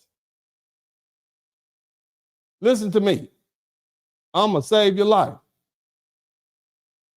You need to become comfortable leaving environments that suddenly feel wrong. Somebody type "feel wrong" in the chat room. You don't have to remain at a party to prove you're cool. You don't have to win every damn argument. You don't have to accept a drink from somebody you barely know. And you don't have to participate in their bull crap if you don't want to play them games. You know, white people be playing some weird ass games. You don't have to participate in that.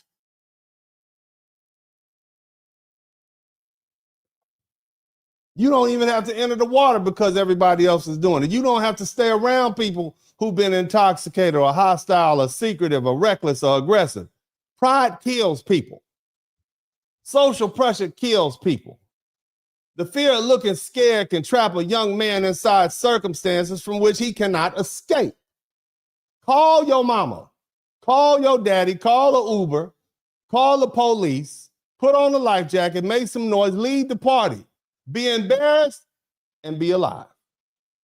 Fifth lesson is that Black children need water competence, not merely the ability to move around in a swimming pool.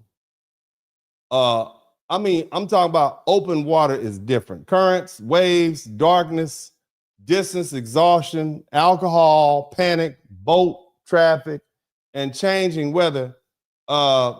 That can overpower athletes and experienced swimmers alike. Every Black child should learn how to swim, how to float, how to tread water, how to use a life jacket, how to respond to a rip current, how to survive in open water. Athletic ability isn't a substitute for water safety and life jackets. And this I think is just non-negotiable. Sixth lesson concerns the obligations of friendship. Friends don't merely avoid personally harming you. Friendship creates an affirmative responsibility to act when you are in danger. If your friend is too intoxicated to protect himself, you protect your friend.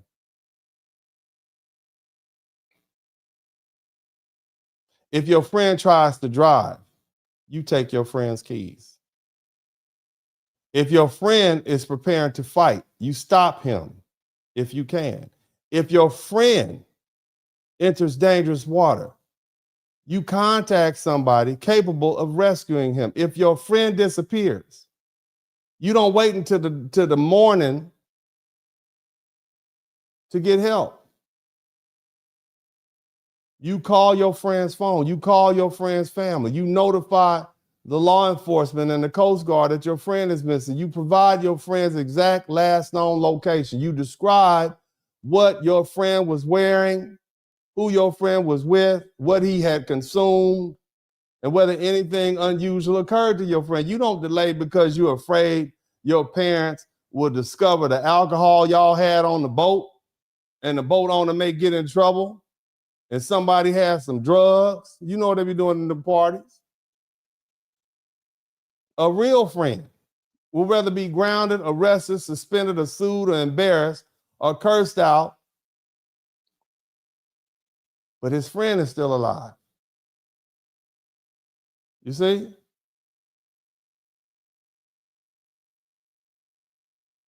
When my best friend Achilles disappeared, his mama called me because she hadn't heard from her son. I called that I called his phone. Where you at? Left a message.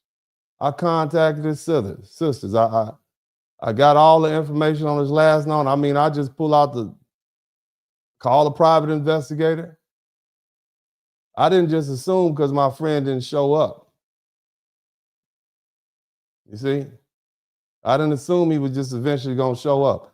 I treated his unexplained absence seriously because he was my friend. Now, tragically, my friend was murdered by some young black men. They shot him in the heart, they robbed him, and they left him in the field. They tried to burn him up to hide the body. That was 2012.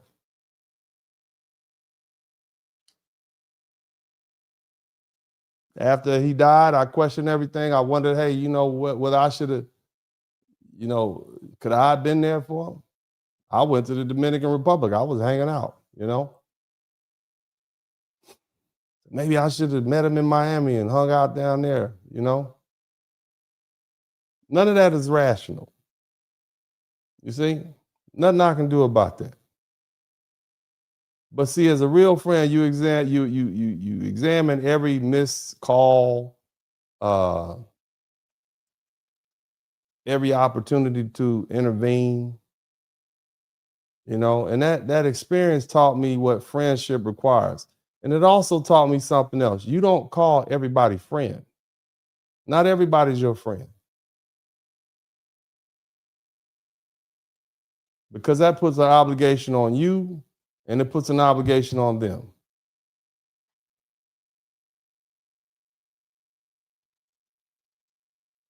But be mindful of that.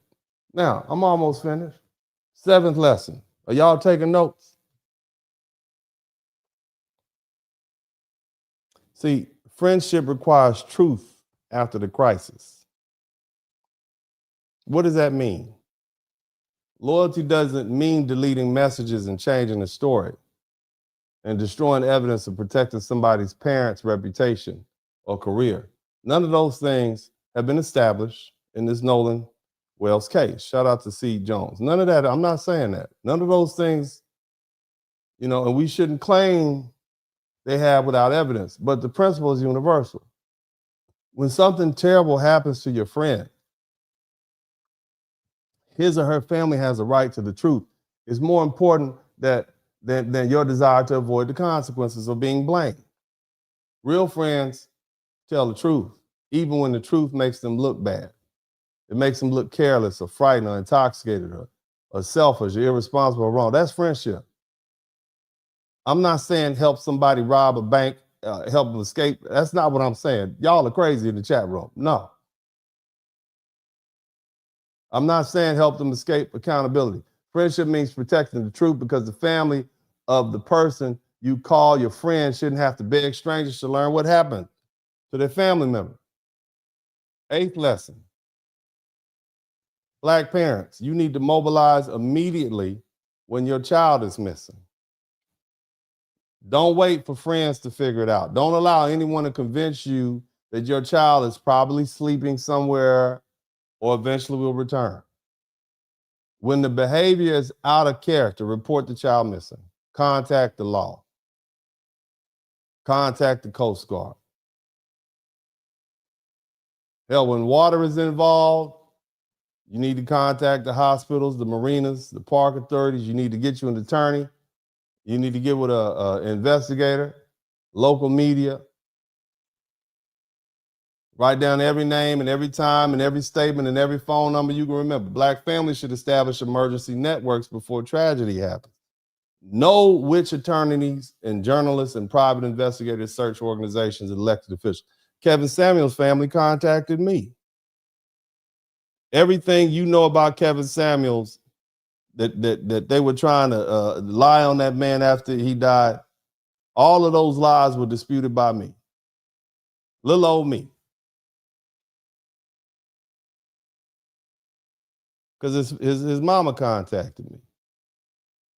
Because she wasn't in a position to sit up here and fight with y'all. But that's all I do. I love fighting with the internet. I beat the internet 2 weeks straight in the Kevin. I'm undefeated against the internet. The internet hates me. I sued some people. Uncle D is ruthless. You know I done sued the people in the comment section before? Y'all think y'all can get away with the lawsuit? That's me.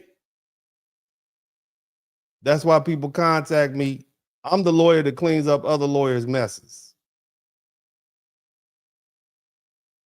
But bottom line is all this information I'm giving you, the journalist, the private investigator, the search organization, a good lawyer can link you in with those people.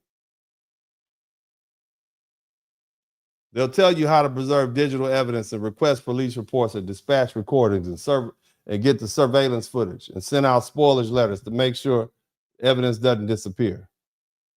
Black families shouldn't have to build an entire emergency infrastructure while they're in shock. That's what I'm saying. Somebody said petty. That's right. I am very petty. Now, the ninth lesson, I'm not going to hold y'all here all day. I know y'all have things to do.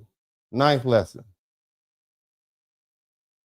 is that Black people must practice disciplined vigilance. Don't allow accusations of race baiting to silence legitimate questions. Asking why Nolan was left behind isn't race baiting. Asking who possessed his belonging isn't race baiting. Asking, in other words, why his phone and keys weren't, that's not race baiting. Asking when he was reported missing, whether every witness was interviewed, and why the family requested an independent autopsy, that's not race baiting. Race shouldn't be manufactured where the evidence doesn't support it, but it shouldn't be removed in advance because its possibility makes the other people uncomfortable. You understand? That's balance. That's fair and balanced. Now, at the same time, justifiable distrust can't become reckless accusations. We damage our own credibility when we circulate altered videos. We falsely identify people. We treat anonymous posts as witness testimonies or declare murder before the forensic evidence is complete. You understand? That's why I didn't get on here and just start saying crazy things like a lot of these other people. I care about my reputation. I live and die by my reputation. I eat and survive by my reputation. That's why I'm not going to say anything other than we don't know. Somebody type we don't know in the chat room. We don't know. Now, finally, Black boys, you got to understand you are valuable enough to plan for your survival. See, because too often you have young Black men that taught courage without caution. You taught to be tough and toughness without an emergency plan. You taught loyalty without boundaries. Uncle D believes in boundaries. I'm a heavy believer in boundaries. There's people that can't come to my house because of boundaries. You can come up here and get that ring. That's all you're going to get is that ring. Once I find out it's you, somebody type in the chat room. Boundaries. Calling your mama is not weakness. Calling your daddy is not snitching. Leaving a dangerous environment is not cowardice. Wearing a life jacket does not make you look like a sissy or a punk. And refusing to become intoxicated around people that you don't trust, that's not antisocial. Sharing your location is not childish. Keeping control of your phone and your transportation is not paranoia. The lesson isn't that Black boys should live afraid of white people or anybody. I ain't scared of nothing. When it's time to go, it's time to go, baby. I'll see y'all on the ancestral plane. I'm gonna be up there chopping it up, hanging out with my friends, smoking cigars and drinking champagne on the ancestral plane. With all those friends that I told you about. Because everybody that I mentioned in there, they all passed away. All my friends are gone. All my good friends that I grew up with, they're all dead. Jamal, Josue, Akili, all my good friends, the ones that I would consider, all of them are dead. Unfortunately, they have all died by gunshots, by other Black men. Or in the case of Josue Garcia, who I played football with, he got shot. He's Latino. He got shot by some Mexican gangsters. You understand what I'm saying? So I ain't afraid of nothing. In fact, and I hate to say my family hates when I talk like this, I prepare them every day for my departure. Not that I don't want to live a long time and keep screaming at y'all on the internet, but that's why my motivation is different. I'm not here for the money. I'm here for the legacy. You understand? I will see y'all on the ancestral plane. You dig? That's where I'm at.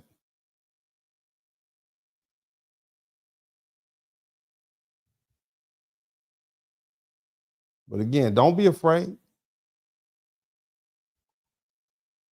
That's not what I'm trying to get you to do. The lesson is that you should never place your entire safety, transportation, and communication and version of events in the hands of other people, whether they're white, black, Hispanic, whether you're a man, a woman, a girl, but you didn't do that.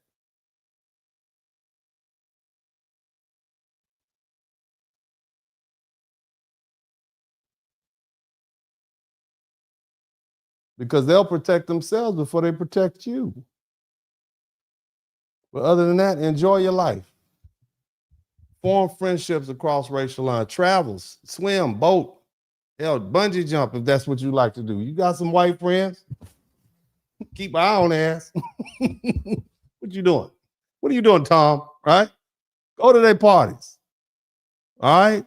Leave the cocaine alone, but enjoy the party. They got good food. You see? Laugh, celebrate, but carry awareness with you. Know where you are. Know who you're with. Know how you leaving. This is for the boys and the girls. Keep your people informed. Let them know, yeah, where you at? Yeah, man, I met this chick, man. What's her name? Her name is Misty. You Misty? I thought you was dating Keisha. No, I got a chick named Misty. No, when you hanging out with Misty or Megan or whatever, okay? When you hanging out with them, let your people know. Maintain control over your lifeline. Friendship is improved by who invites you along. It's proved by who refuses to leave you behind.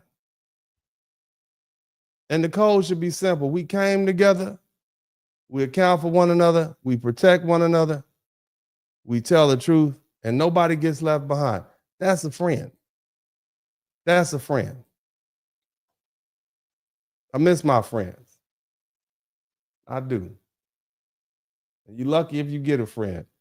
I hope you all take the opportunity to purchase my books. You can get them online at Amazon. There are rules to live by, how to maintain peace of mind and happiness in a conflicted world. Just look up Dennis Spurling on Amazon and they will be right there. Other than that, thank you all so much. My condolences to the Nolan Wells family. I hope that the truth comes out, and I appreciate you all. Thank you for the time. And I'm humbly appreciative of the time you spent with me here today. God bless you all. And as I always say at this time, I am out.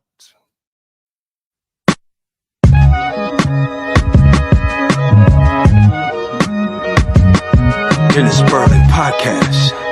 Hit the like button, subscribe.